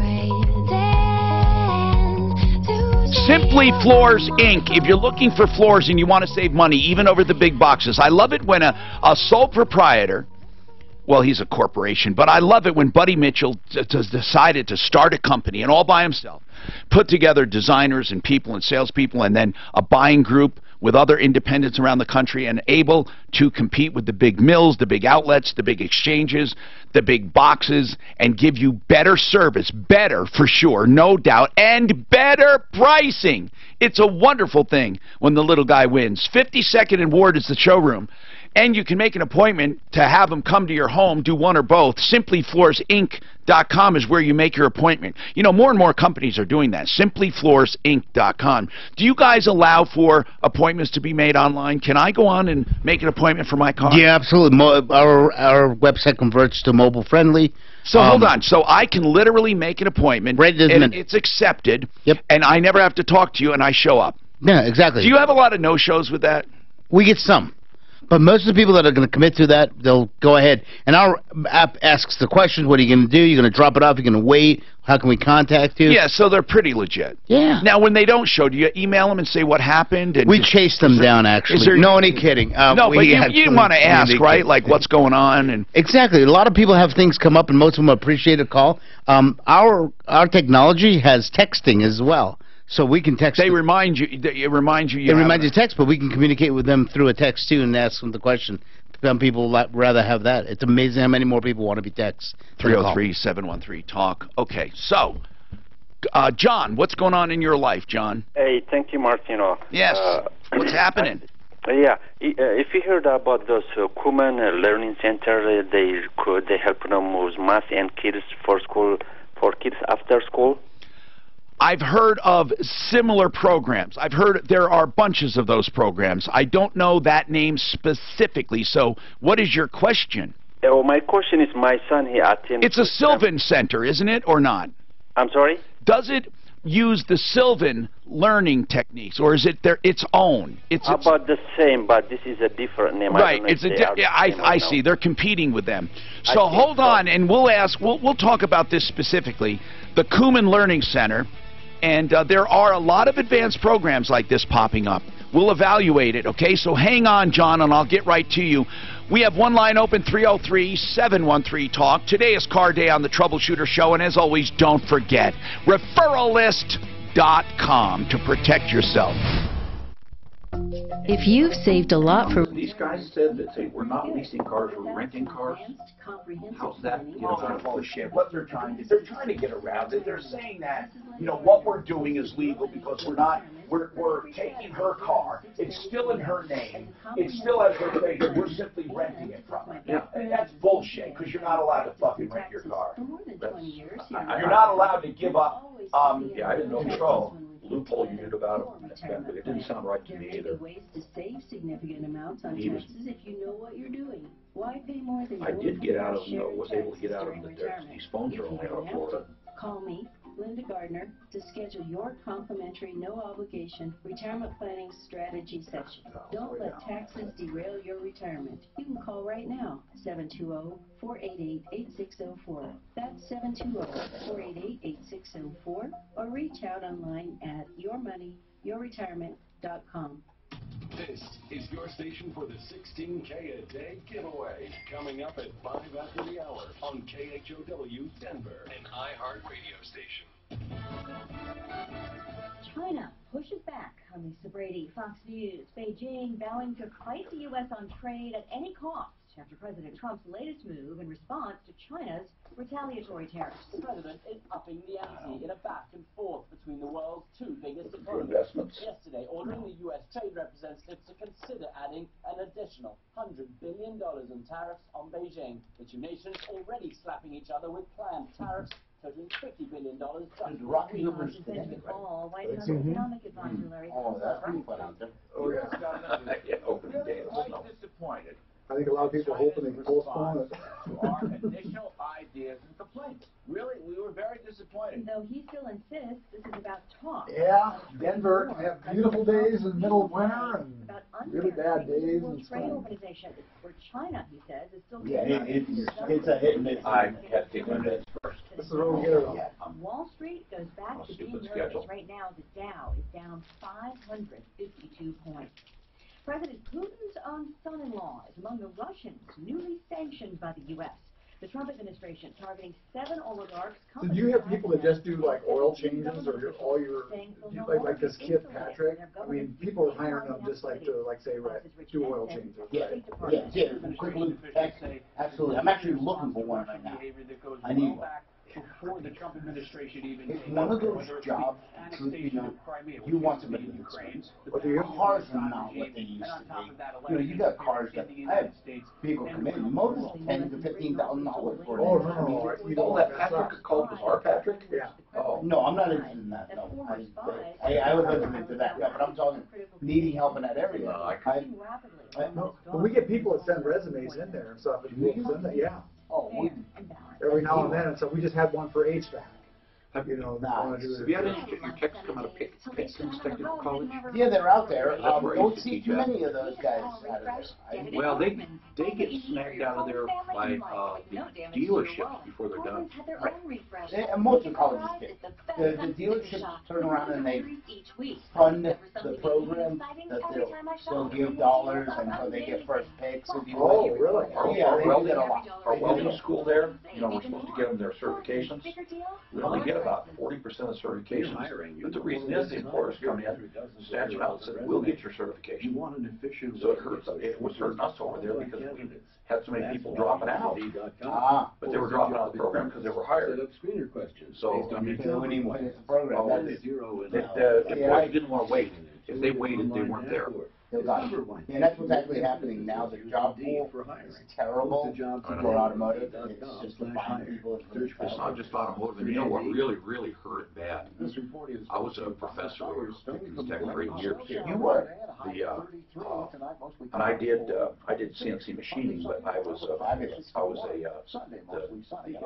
substitute teacher for automotive, for the section of auto body and mechanical stuff. So, but there was a thing called adjunct professor, where you had to have at least 4,000 to 8,000 hours of experience in the field, and you could teach adults. Oh, wow. The teachers union shot it down, Colorado. Without it. All these instructors. Yeah, but vocational schools, you have to have a master's Remember the degree. good old days? Yes, Even at a master, even at a vocational school. If I'm a hell of a welder, the best in the world, it doesn't matter. No, That's so stupid. So crazy. they changed that in Colorado. So it's like with me, yeah. So I taught CNC machining, 3D But you printing. had no education. Do you have a bachelor's? Yeah, I have a bachelor's degree, but I have probably I've got a million hours of experience in it. But I got it because I have at least 2,500 hours in automotive. I qualified as substitute teacher for auto body. Tom, can I do my clinic spot? Oh, yeah, for sure. Yeah, now. Just mention it. I mean, it's Okay, not I'll a do it. spot. Yeah, I mean, just do it. When is it? I'll put something up on the course. The 2,500 hours for substitute teachers, that's just gone. Too. And it's on They the shot it down too. 21st, like a little. Okay. I like what I did. Where did you go to college? Pickens Tech. What do you mean? Go see you. Took me about 8.5 years. Yeah. I quit. This is the Troubleshooter Show.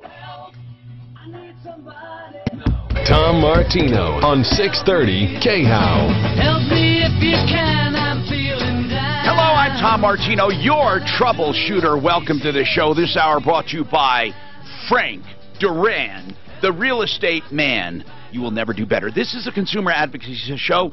If you have any questions about it, we've been around 40 years. You don't do that by mistake. Longer than any other broadcaster on the air, the longest running radio show in America with the same host currently on the air, and we love helping people. All you have to do is give me a call, and we get right to work if we think you have a case, or we just give advice. Now, Frank Duran, he is in the business of helping you buy or sell real estate as a broker. He is with RE/MAX Alliance, and he is simply the best. There's no other way to put it. Other people get upset when I say it. Now, there are really good ones out there. Frank is the best. So if you want the best, you call him. He and his team, he overlooks every single one. So, you know, he has a team for buying and for selling. So give him a call, 303-920-1622, 303-920-1622. Suzanne, what's going on? Anything, any follow-ups we need to know about? Clint, any follow-ups? Dan? You know the PayPal issue we had last week? Do you remember that? No. The gentleman's son died, and he had that account. He had a PayPal account, excuse me. Yes. He had a PayPal account. Yeah. And he couldn't get the cash. Right. What happened? And so I reached out to PayPal, and it sounds like they're sending him a check for those funds, but the dad, but I'm just waiting for a confirmation to give the yay. We also had a son who died and had a Kroger account.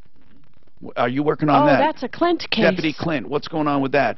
It was a retirement account with Kroger, and they can't seem to get it unlocked. And I can't seem, I have actually the representative at Kroger to talk to, and I've called her 1, 2, 3 times. No return call. Well, we'll step that up if she doesn't return a call. Yeah, we can for sure, Tom. What else is going on your list, Clint? And I remind you guys, the big board, our follow-up board, we need to fill out. Go ahead. What do you have working? I become the expert on not being called back. Oh, really? So all of them are just waiting? What happened when you call the releasing guys? These are scammers, man. They're called car lease advisors, and what they do is they tell you they're going to sublease your car, and it's a ripoff, okay? Don't ever do it. You're going to get in trouble with your leasing company. You're responsible for all economic and actual property damage losses. You're also giving up control of that car, and they don't make the payments, and it ends up backfiring every time. Releasing companies across the country, no matter where you're listening to me, on YouTube, Facebook, on KHOW here, on the iHeartRadio app, if you're listening to me, this is a ripoff. No matter what they dress up as, they're ripoffs. And he started screaming at you, right? Everything about it seems wrong. Car lease advisors out of Sheridan, Wyoming. Nobody ever answers that phone. They've never answered it for Angela either. And I get hold of the salesmen who have Florida numbers, but one's out of North Carolina, the other's out of another state, and then the guy who actually has their car is also one of their salesmen in New York.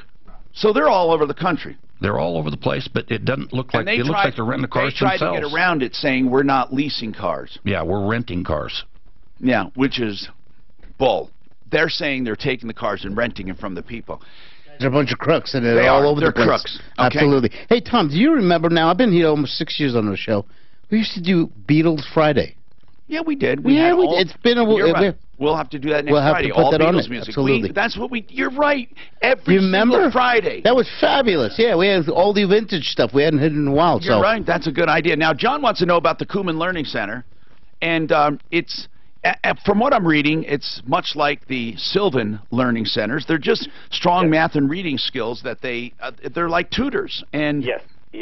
So, what do you need to know specifically? Because I don't want to mislead you into thinking I'm an expert at it. However, I can tell you how to evaluate it. Yeah, the problem is my son is attended to those people, and then he's complaining. They let him do over and over again about the same questions, and then I cannot talk on behalf of my son, but I asked another kid who used to attend, but he quit. Mm-hmm. And he has the same problem. He had the same. What is he saying? The drills are too repetitive? Yeah, they let him do whatever he did it yesterday. They let him do next week. Then he doesn't seem to be advancing. Yes. Really? And instead of moving ahead of whatever they did, yes. When does your child go to this Kuman Center? Is it after school? After school, yeah, twice a week. Okay. For how long? He stayed there for 30-40 minutes, and then they give him a work for a week. How much does it cost? $125 a month. 120. It doesn't seem prohibitive, but you're saying you don't think you're getting your money's worth. Have you gone to visit them? Yeah, whenever I go there, they told me he wasn't efficient, he wasn't doing it the right way. But when I asked, what do they say about the repetitive nature? Yeah, because he didn't do it the right way, so they let him do it. Then they help him in the class. But this other kid I'm talking about, he's very smart, and then he quit because he was kind of frustrated because they let him do over and over again about the same questions, and then he just quit. And then I just don't want my son to be frustrated, but if there is anybody could come up say something about this center. And then Well, I'd like to know if anyone's listening, if they have experience with cumin, and was your son having problems? Is that why you sent him here? This seems to be some kind of remedial thing for people who need extra help. I thought it was a gifted program, but it is not. No, he doesn't have a problem, but I just want him to be a lot easier for him to be ahead of time, ahead of his classes. Have you thought about tutoring? That will be my other option, but which I don't know how to find out about that one. Yeah. Tutoring is a crapshoot, too. And I don't know, about cumin, so we're going to put the word out and ask people. We're going to take your number. If anyone has feedback on cumin, K-U-M-O-N, Cumin Learning Center, and we'll do some research. I did some online but I didn't see any reviews or anything like that. The main complaint seems to be, for those listening, and those who will listen in the future here on our podcast, we basically double our audience online with podcasts and the iHeartRadio app.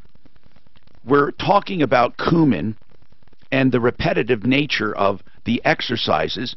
2 students seem to indicate that they keep doing the same stuff over and over instead of advancing.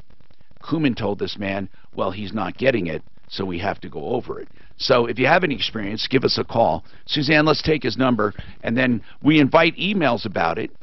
Our show email is very simple. Here it is. live@troubleshooter.com. live@troubleshooter.com. Hey, John, what's going on? Hi, Tom. Thanks for taking my call. Yes, sir. I've got a Ford, a 1951 Ford F3 that was given to me about 30 years ago, and it's been sitting for 30 years. The people that had it before, a 1951 Ford? Wow. Yes. Yeah. Now, how long ago was it given to you? About 30 years ago. Okay. And it's been sitting in the same spot since then. Yeah. And they didn't have a title then, and it had been sitting on their property. Then don't even try. Don't even try. Just what you do is just call it a rebuild and have state police inspect it and issue a VIN and start from scratch. Guys, do you see any reason at all why a 51 would come back to haunt him? I don't know. And you'll go in and they'll put you through the process. They'll explain you how to do that. And like you just said, you basically trailer it over call to it the a rebuild. police. Call it a rebuild. Okay. I mean, if you did a lost title, the problem with a lost title, there won't be a title. Right. No one's going to have it. I'm curious about the vehicle. What condition is it? Man, is it beautiful, the shape. Well, I wish. No, it's been sitting for 30 years. It was running when we sat it there. Is it rust? No, not much. There's nothing that can't be rebuilt on that thing. It looks like, oh my God, it looked like if you rebuild it, it will be beautiful. And it has to be red. Yeah, it's got the flathead V8 in it and the 3-speed. And you can rebuild those things. Oh, absolutely. Tons of parts available for him. He's got a project. I mean, all that metal work and stuff you got to do, but that's the metal, rare. That's a heavy body. You can grind on that and get plenty of life out of it. You don't have to do a lot of replacing. Is it dented anywhere? No dents, no nothing. Okay, that's going to be easy. The Ford community is huge, and any of that stuff, the pre-60 stuff, lots of things available. God, what a beautiful It's worth doing. Are you going to try to make it original or more like a hot rod? No, it's got a great patina on it. I mean, a lot of guys are finishing them that way, and it would look great that way, but I think an original rebuild would be good. But I've checked into having it frame up restoration. And that's what you want, man. With something like this, why wouldn't you? No, it cost more than it's worth by the time. Unless you do it yourself. Yeah, I don't really have the equipment. God, I love that kind of stuff. I got the ability to do it, but yeah, it'd be fun if you had the time. You have a warehouse, you have a rotisserie thing. Yeah. But that just takes. You're talking about a 2-year project. And you know what? I don't like hiring people to do restorations because they'll never do it like I will. Right. I'm too meticulous. I don't want someone doing it. In fact, when I go to buy stuff and they say fully restored, I don't want it. Anyway, what did you say, sir? I just asked if you guys had any idea what it might be worth in its in its condition right now. I'll take it off your hands for $300. No, $350. I have $375. I have no idea what it's worth. Guys, do you have any idea at No, all? that's a tough one because it's really tough. And you want to kind of look in Hemmings, the publication, great place to look at. That's where you're going to find that vintage stuff. Now, when you talk about it, I'm sorry to interrupt, but go ahead. The F3, because I'm looking up, then you can continue. Are you talking about the big cab or the regular size? Because they made one that was weird for a while. No, it's not like a cab over. Okay, like it's that. not like a, okay. It doesn't look like a tractor trailer stuff. No, okay, no, all right. it's a one-ton. What were you saying then, Al? That's a great one. Hemmings is a great place. There's an insurance company, Haggerty's, I believe that they're called. They have a online app for free, Haggerty's.com, I believe, or just do the search on Google.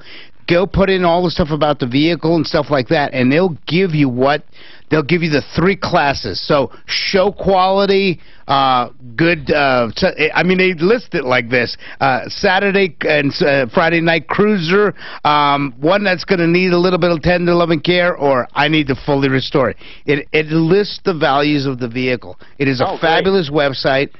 They're a great insurer of those vehicles too. They're fabulous. Haggerty.com. Okay, very good. Thank you. Thank you very much. 303-713-TALK. We have plenty of time, of course. And we have a comment on Cumin. Go ahead, Corey. What is your comment? Hey, Tom. Thanks for having me on. Yes, sir. I've got a little bit of experience with Kumon. My son was falling behind in school, and so we enrolled him for about a year. And they did a really great job for us. I think their whole premise is repetition to try to get the kids to learn the basics. Yes. Not sure that it's really something for advancing, but like in our case, it worked really well for our son. Okay, well, that's good to know. Thank you for that feedback. That's what we're looking for. That's the value of this show.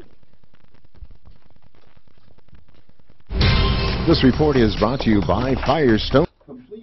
Big delays on the Mile High City Drive, especially along the I-25 corridor. Pretty much stop and go from the tech center through downtown and up north. They're excellent, man. Yeah. It's a great accident. Oh, look out, here's one on the truck, 52 grand they want for it. Oh, yeah. 51 Ford. If you pay it. You know, I know a guy that does a lot of restoration work. When he gets a car in, first thing he asks the people, have you ever restored a car? Have you ever had one restored? No, I don't want to. Tonight, a chance of snow. Unless they don't know what the expectations. He managed the expectations right at the beginning. Yes, they've done one themselves or had one restored. Yeah, there are people that will expect that car to be restored in 6 months. And for $12,000. Remember the call yesterday with the car? That's right. That's what I'm saying. That's the We're having Chiefview Remodeling look at it. Moses, he went and looked at it, and he wanted you to give him a call when you have time. Yeah, I've been waiting for his call. Thanks. So put it on. That's a great. You got everything right in there. I don't even. Yeah, man, I really appreciate that. You know, when they go to get a title on those old cars, they have to go get a title bond. Yes, sir. There's only surety bond. There's only 2 people that do that. My sister's one. Are you serious? Yeah, because she gets almost all the Harleys and stuff people do. I actually have a couple of vehicles that I need to do that. Okay. I need to get a hold of them. You need to give me their number. And they have a new phone number. I want you to write this down. In case you need fast emergency service, which they offer for 7 days a week. 720-787-9467. And they have a special deal for my listeners now. Tell them you listen to Around the House and get a $55 credit on any plumbing job. That's the value of their trip charge. Write down the phone number. I've had cars that have had opportunities to buy. Do you have any Centennial Schultz left? We're trying to figure that out. You do.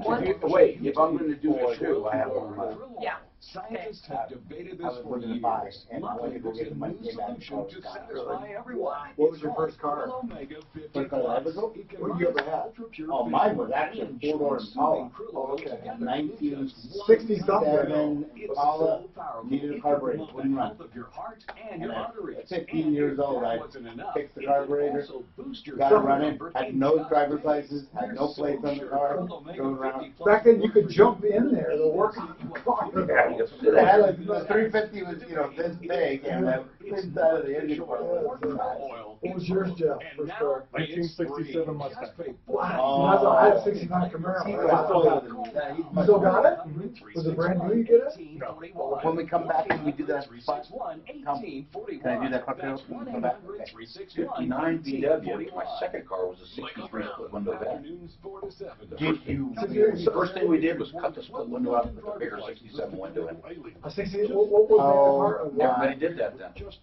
63. But the split window, The only year they did a split window. That car is worth bucks with the split window. That's a $100,000 car. If you have the 427. Mark your calendars for April 11th. If you want to go to a clinic, and I really urge you to do it, for Centeno Schultz, stem cell therapy. Now, if you're not yet ready to commit and you have a whole bunch of questions on stem cell therapy, please come. It's April 11th. I'll be there. Mark will be there. Dr. Chris Centeno, the doctor who did the first stem cell therapy in a clinical setting. And you can ask about it. Everything you want to know. Okay? 303-963-9201. This is not going to be some highbrow, talking down at you. We're going to answer questions and have a get-together. So please come April 11th, 6:30. It's Denver Marriott at the Tech Center, 303. Oh, I gave the clinic number. Let me give you another number to sign up, okay? It's 303-429-6448. 303-429-6448. No cost, of course, and no obligation. So, what is going on with Francis? Francis, welcome. Yeah, I was looking here in the prime time newspaper for seniors, and they talk about CD or IRA maturing, and they got this simple interest annuity. How does that work? Like, I know there's something like called a payout rate and stuff. You know, annuities, first you have to figure out if you need an annuity. An annuity is, once you do an annuity, it's done. It's a death benefit or income. You're not going to get your cash back. It's not a bank account, okay? So you put your money in, and it grows. And it can either grow. Some do higher interest at simple. Some do lower interest at compounding. Some do the same interest. Compounding interest is simply, it's very easy. Compounded interest simply means when you make money on interest, if you have $100,000 and it makes 10% in a year, you're going to have $110,000, right? Mm-hmm. Okay, then the following year, you're going to make interest on $110,000. That's compounded. Now, it can either be compounded daily, monthly, quarterly, or yearly. That means that they start counting interest on the new amount either every day, every month, every year. So it's better to have the shortest interval for compounding. So compounded monthly would be extraordinary. That would mean that at the end of the month, they take that $1,000 it earned, and then they give you interest the next month on $101,000, and on the following month $102,000. That's compounded monthly. If it's compounded yearly, then it would simply wait the whole year, and then you would get interest on the new amount for the following year. That's a very simple explanation of compounding. It's interest on interest. Simple interest simply means you will always get 10% on $100,000, and the interest is not calculated in the interest earning potential. As far as the annuity part, now that's just interest. As far as annuity is something that you buy and you say, if I make this much premium over a certain amount of time, I am guaranteed this income. And it's an income based on whatever annuity you buy. But you can't put the money in and then change your mind and just get the money out. I mean, some of them have surrendering, but you usually lose. Annuities are usually for people who simply want income. Okay, I got all that. I'm glad you clearly got that through to me. These guys that try to explain this is just crazy. They don't explain nothing like that at all. They do the exact opposite way and how much money? Everything out. How much money are you looking to invest? About $100,000. Okay, not a lot of money. I would not do an annuity. Right. Because it's just not enough money to worry about. I don't mean it like it's nothing, Francis. What I mean is, it's not going to make that much and give you that much income. All right. But that $100,000 should be invested wisely. And how old are you? 61 going on. Okay. You don't you don't want a lot of high risk. Now, is this your accumulated life savings? Yeah, approximately, yeah. Congratulations. Now, what are you doing with it now? Well, I've had it in some CDs with like 2% interest. So there's one 2.5. That is a very good instrument. Very, very good for you. You know what? I wish I could tell you to do other things, but it's difficult. It really is difficult, Francis. Oh, I know what you mean. That's because stock and everything else. Because you might lose it all. Yes, that's right. You don't want to lose nothing. I didn't take no risk. I'm not gambling when it comes to my life savings. Okay, I got it all down. All right, thank you very much. And you look at APO Financial usually wants more of an investment portfolio, because they are on our referral list. But that doesn't mean they won't give you advice. But I would stick for the very safe, stable things. 303-713-TALK, 713-8255. Tommy, can I make an announcement about my car care clinic? Yeah, go ahead. April's National Car Care Month. We're having a clinic a week from this Saturday. It's free, 9 o'clock, Denver store. A week from tomorrow, okay. A week from tomorrow, and then the following week over at the Littleton store for those people. Either next Saturday or the Saturday after. Right. It's about an hour and a half long. I'm going to have all kinds of swag to give away. And I'm going to teach you all the stuff you need to know. But the main thing is knowing about your car. Knowing about your car, understanding when lights come on, what they do, what is it all about. I recommend you come with a teenager. Yes, that's what I was hoping to push, because so many of them don't even know. And hey, look, you can die changing a tire. I mean, there are things that can happen. All right, so do me a favor. Give me the number where people register. Why don't they call us at 303-PRO-AUTO? They can call either Littleton or Denver, or go on our Facebook page for Pro Auto Care, and you can look at there, or even now, I think Dan connected it to your page on Facebook. They can go in there. It's free. We're going to feed you. Monty, what's going on, Monty? Hey, hi, Tom. Hey. Listen, how you doing? I've got some automobile buying and selling questions. I hope you can answer. Sure. And then one mechanical question. All right. First off, is there a point at which vehicles that are offered new, is there a point at which they have so many miles on them, there's something goofy there? I always... Well, yeah, they can't be new. Each state has its own rule. I believe now in Colorado it's 1,400 miles. I don't know why that number, but I think... I'm going to look it up, but I think it is. Okay. Yeah, I wondered, I've downloaded that Blinker app. It's pretty cool. Oh, it's great. They've got that black book value, I think, that they're using. I don't really know much about that, but when you plug in, God, it's just unreal. When you plug in any VIN number, it comes up and it will give you the value, but it also has miles on it. And I've just been amazed at some of the vehicles I've looked at that are being offered as new, that are coming up with 2,300 miles. I saw one. Well, it can't be new. They might mean like new, but yeah, it can't be. We could call Purifoy Chevrolet and get a quick answer on what a new car is. It's either. Two numbers are popping in my mind. One is 2,400, one's 1,400. They might both be wrong, but in any case, I know for sure, you're not going to have too many miles before it's considered. And what that means is they have to register it. Okay. Do most dealers still, this is kind of a goofy question, do most dealers still, are they reasonable about negotiating? You see these models around here now, like Echo Park, they say, the price is the price, stuff like that. And I'm like, wait a minute, I thought, price was always negotiable. You know what? Some are doing the one price. That's what they're doing. Champ does one price. Purifoy does 2% over. And then when they have specials, they let you know. On used cars, he doesn't do the 2% because they're always negotiable on used cars.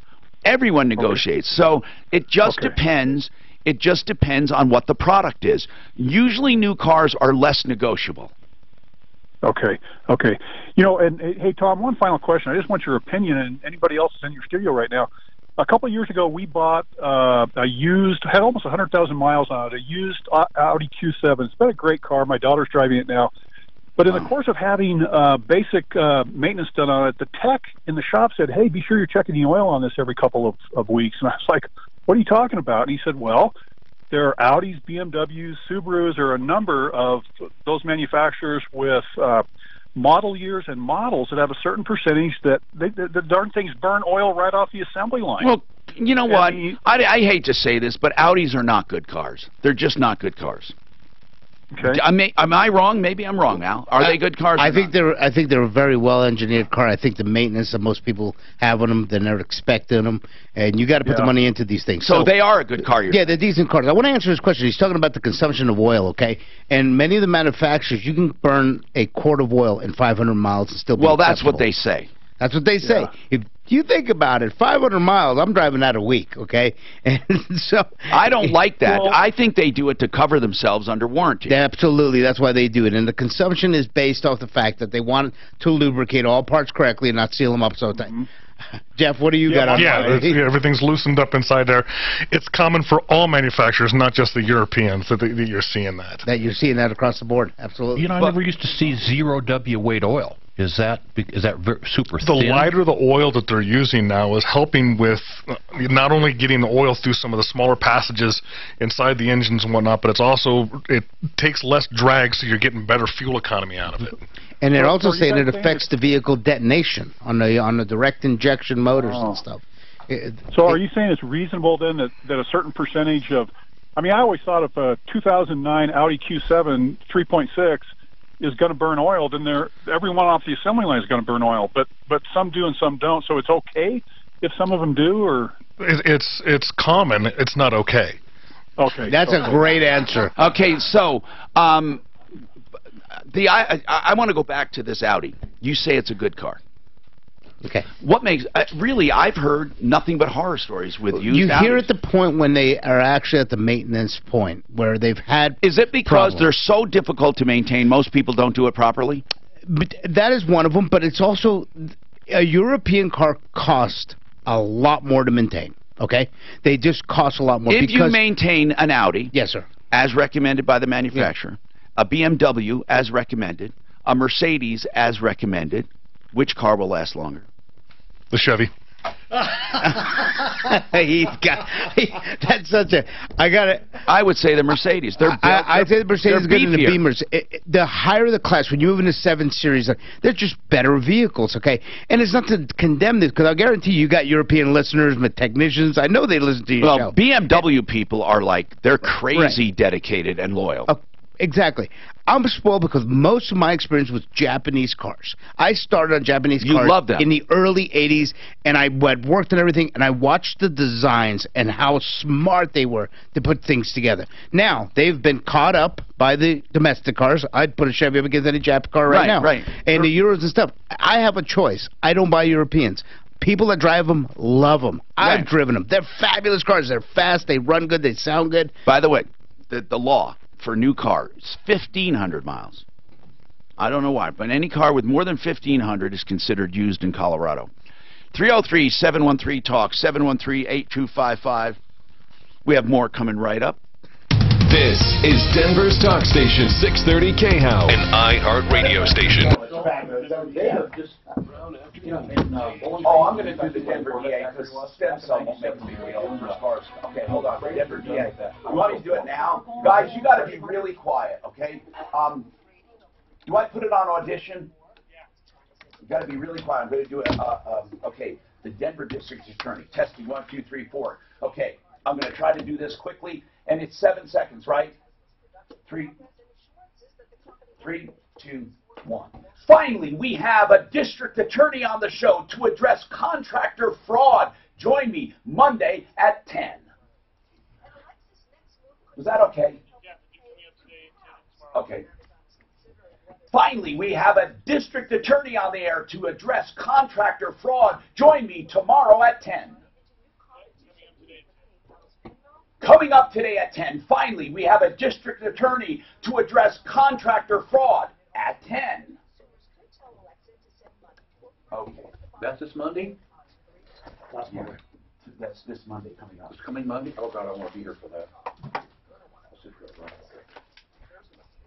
Reports you could pay more in interest rates and fees than you have to.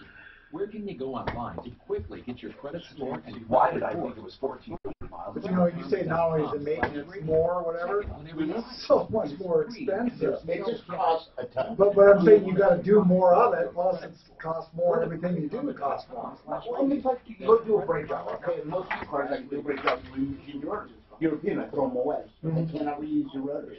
Your pads cost more. Then I gotta buy the little sensors, the electronic sensors, because they need the specific sensors. You gotta change it because the light's gonna come on. You do a break and you don't change it, you can have them come on. It's just silliness. It's like, why did we go through the extreme? You go into, they use vacuum pumps, okay, inside the Audis and the Volkswagens. These vacuum pumps are sucking essentially in combustion gases and stuff. Basically, what you say is the cars don't suck them up on their own. They're not sucking up on their own, exactly. So they put these on there. What does it do? Premature gasket failure. What do the cars do? Leak like sieves. So if you, here's what happens. This is the truth. You go work on one of those cars, you see a valve cover leaking, okay? But there's a couple other leaks. So you tell the customer, let me do your valve cover. You do a valve cover, and they have several other leaks. And they go, oh, you told me you would fix it. Now we just tell customers, we need to seal your motor. You got a vacuum pump that's out, your valve cover's leaking, you probably need some seals, but you need fan seal. And they're like, what? It's $1,700 for what? Right. And it's like, and that's those cars. That's what they do. How are the trainees? The Volvos are garbage. I know that. But well, I mean, I wouldn't say they're necessarily garbage. To tell you the truth, I mean, a lot of the guys don't touch the trannies. The AWSM 50s, 55s, and whatnot. No, I enjoy working on those trannies. Why more guys don't do them? I don't know. I think they're a piece of cake. Yeah. You know, a lot of the Volvos, particularly like the 90s, the cross-country 90s and whatnot, I mean, that's a GM tranny that's in the damn thing. So, no, I mean, they're not bad. Your Beamer, Audis, trannies? Does Venture still a big manufacturer? Oh, yeah. Yeah, more so in, like, the transfer cases and whatnot. Yeah. Way back when I had an 84 Porsche 944, and I learned after 3-4 years. So what? What was that car in? What movie was that car in that made it famous? It was Risky Business. Risky Business. Yeah. Risky Business. He drove it out the fell off the little pier and the whole fishing dock. Yeah. But I mean, everything is so I've never, ever been impressed with Porsche. I've gotten into GT. They're uncomfortable. They're noisy. For what? The Porsche. Of course, it's a noisy, it's an uncomfortable car. Absolutely. Just right there with BMW. I hated being a jester working with them because everybody thought they had to go back to the factory to have a paint chip done. I mean, they were just crazy. They are just, no one is going to talk. Except me.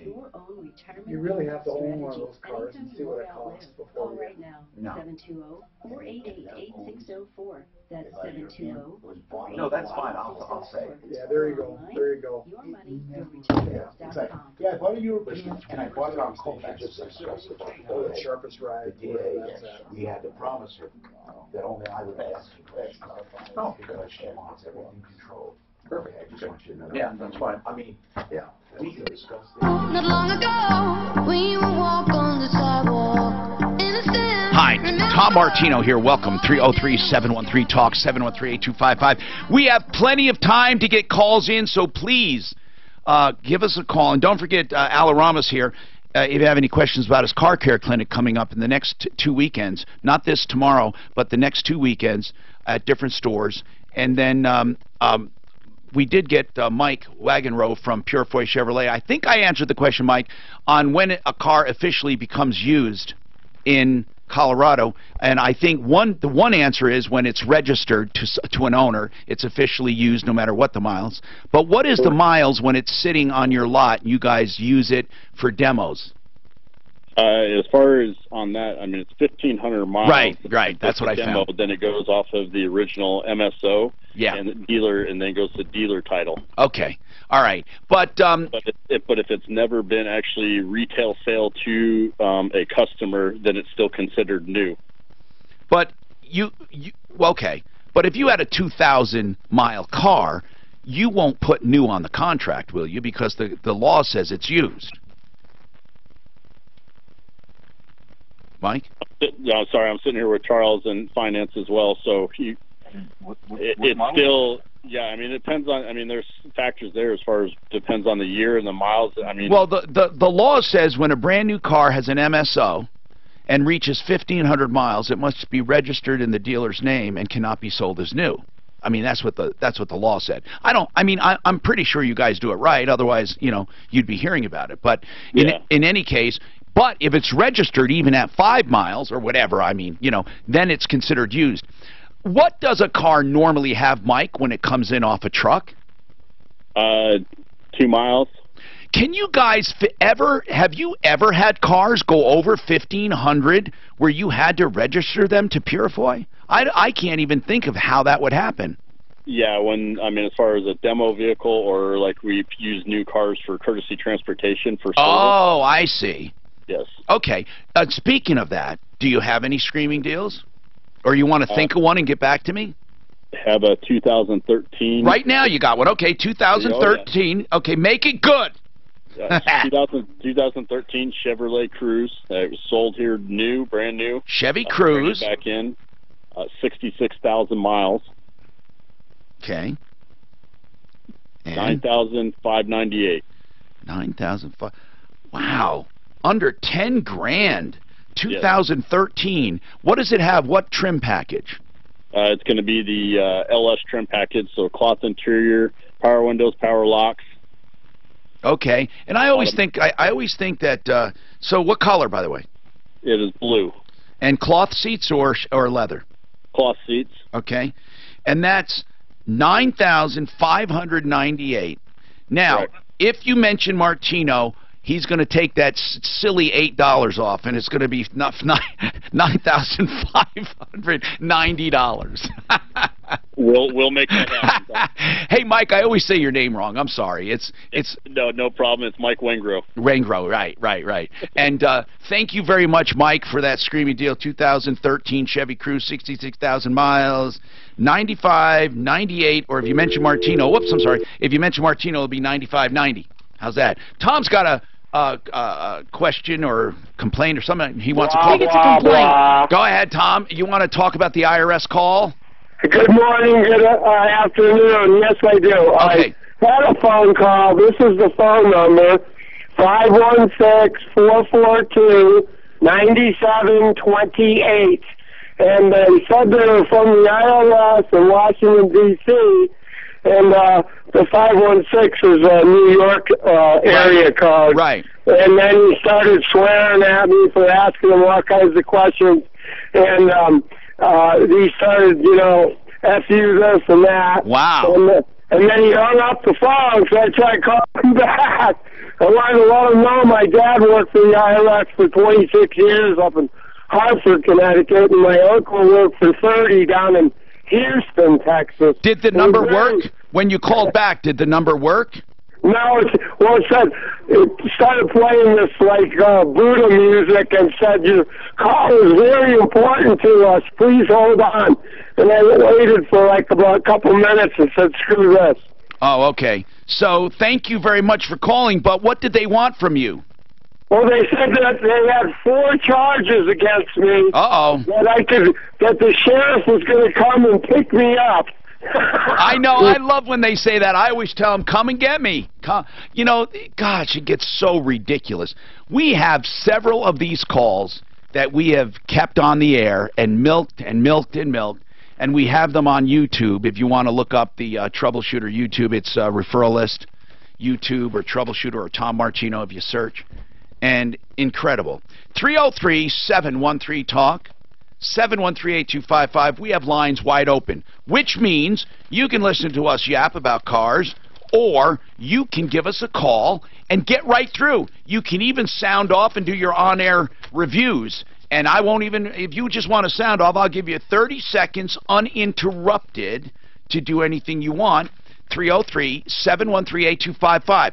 And speaking of cars, we're going to be getting into the warm weather.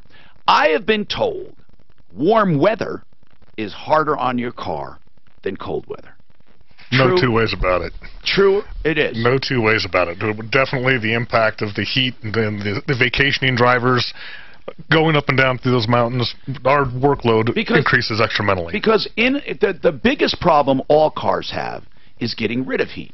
Right? And thermal management. And you want thick air for your combustion. So some people even put in, what do they call that when you isolate your intake air? Cold air intake. Cold air intake. That alone increases gas mileage and helps the performance. So heat is a detriment.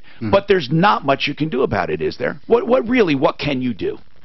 Well, in the case of transmissions, keep your cooling system. Keep your cooling system good. In the case of transmissions, we install a lot of auxiliary coolers, things That to would keep be those for a temperatures truck, down. right? Not necessarily even just for trucks. We do them a lot for passenger cars as well. Huh. Yeah, heat just destroys these vehicles, Tom. They work very hard for people. More on that in a minute. Dan, what did you want to say about the IRS?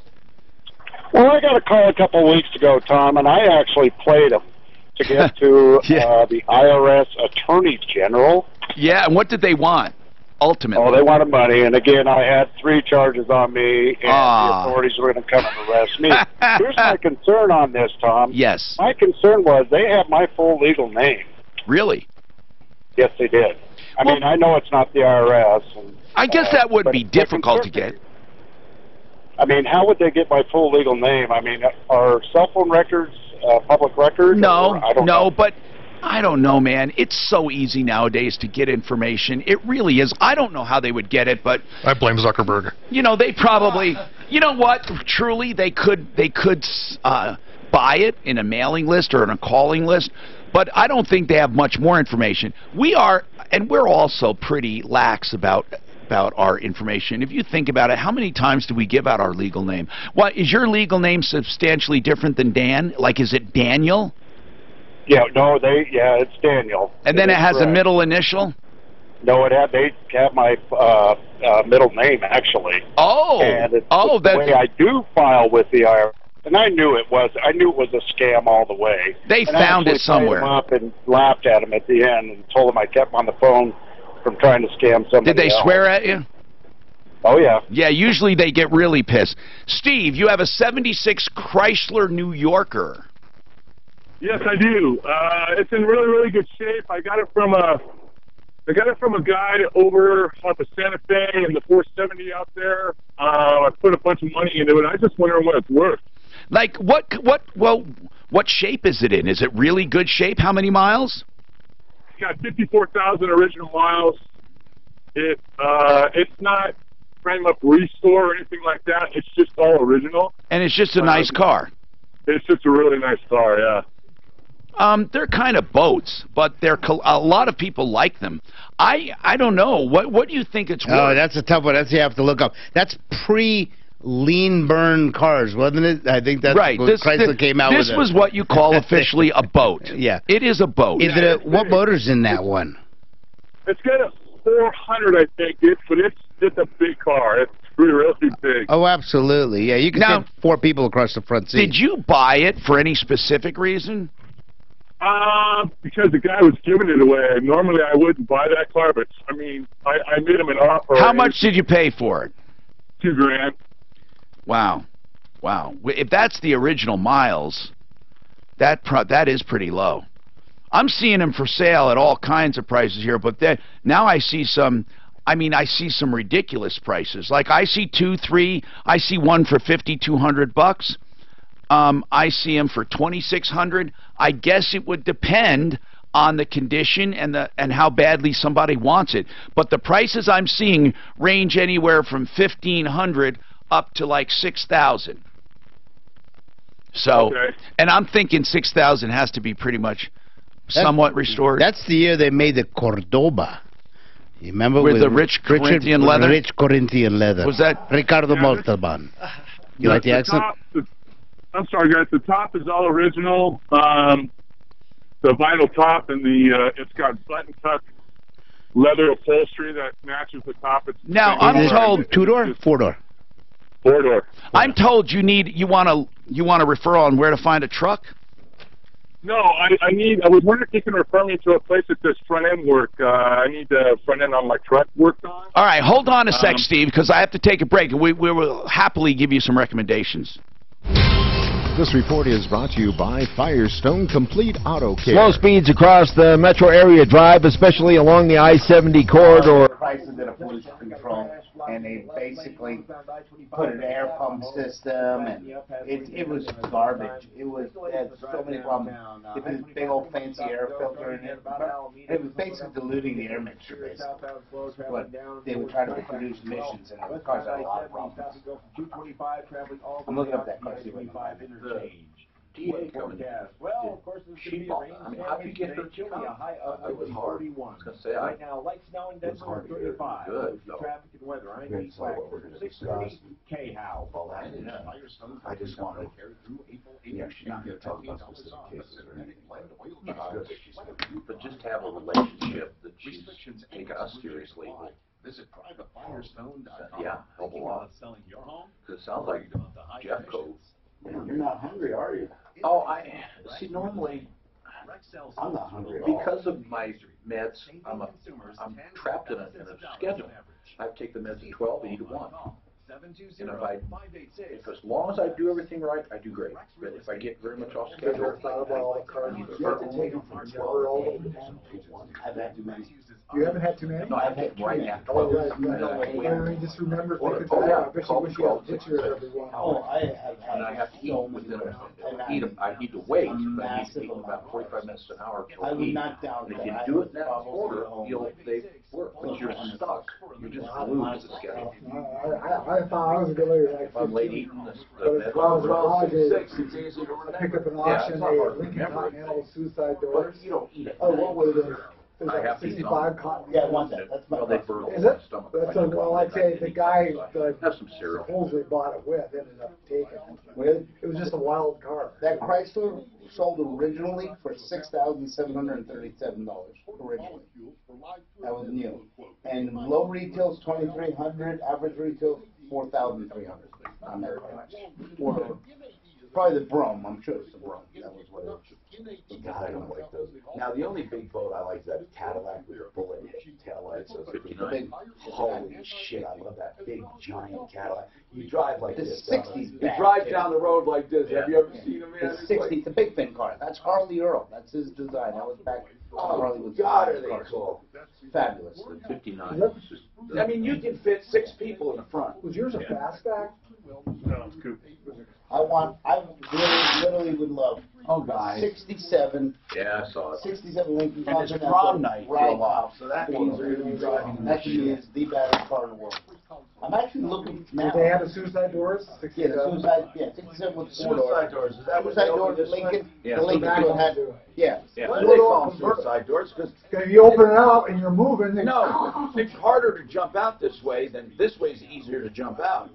But when you open the door, it it'll rips swing open. well while the Yank back you out. is easy to jump out. Yanked you out. I had a 65. Ragtop. I had a 65 and had the suicide doors. I love that car. Love that car. Which one? Steve, I Lincoln. Yours is a convertible? Mine wasn't. Hi, Tom Martino, your troubleshooter. Hey Al, somebody's on line one wants to know if you, or maybe Jeff, do you have a diesel mechanic? It's Mike. Do you have a diesel mechanic? We do light service on diesels, but we don't. Okay, so We don't specialize on them. You do. I was looking for someone that does engine work. Oh, replacement? Douglas County Diesel is fabulous. Not replacement, just.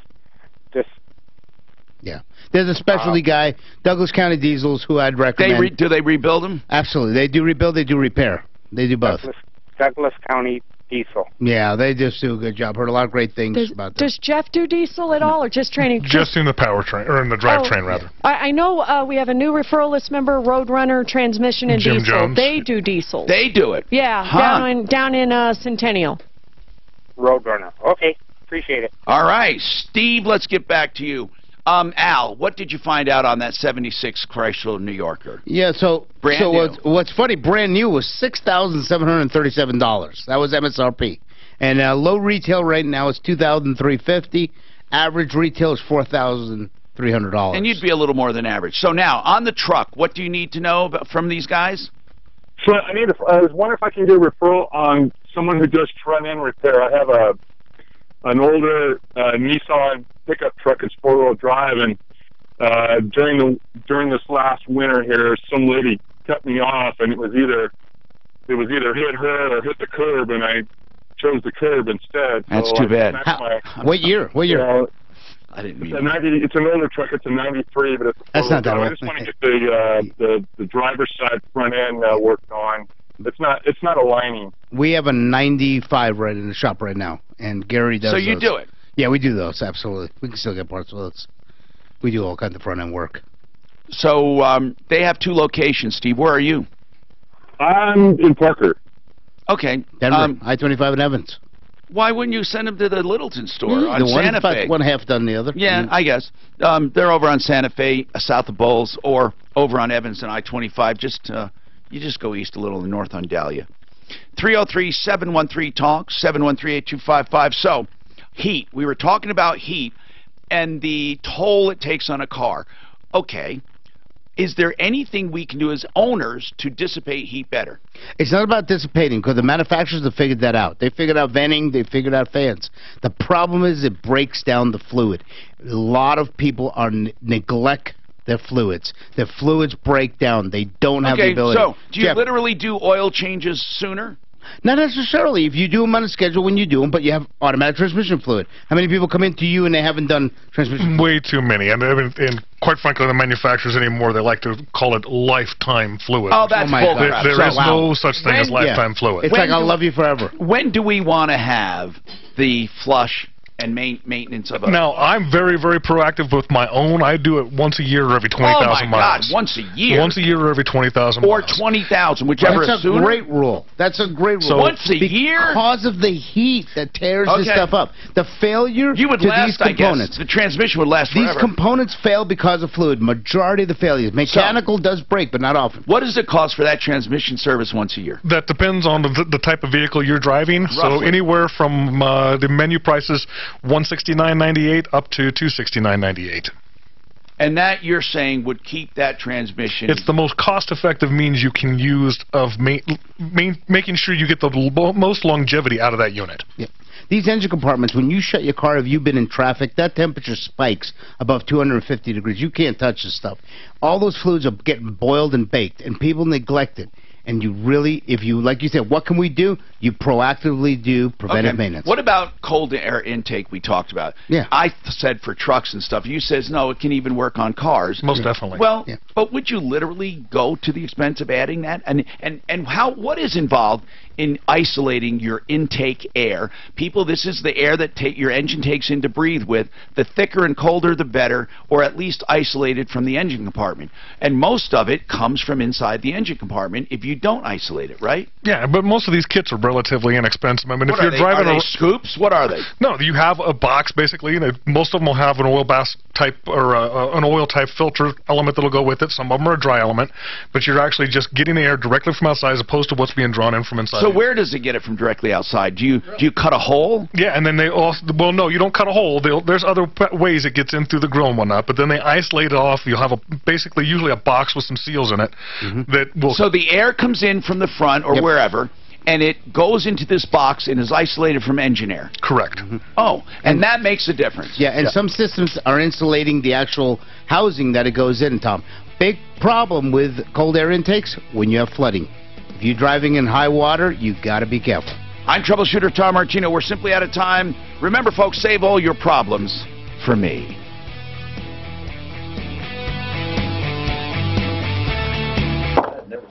Now, that was an auto show. God, we had hardly anything. We had all very little.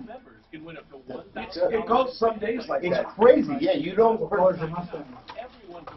Blue with what GT threads? I told mine I kept my So I had a 65. I had a 65 GT. Original GT, original black and stuff. I'm stupid. I sold it. But I fully restored that car.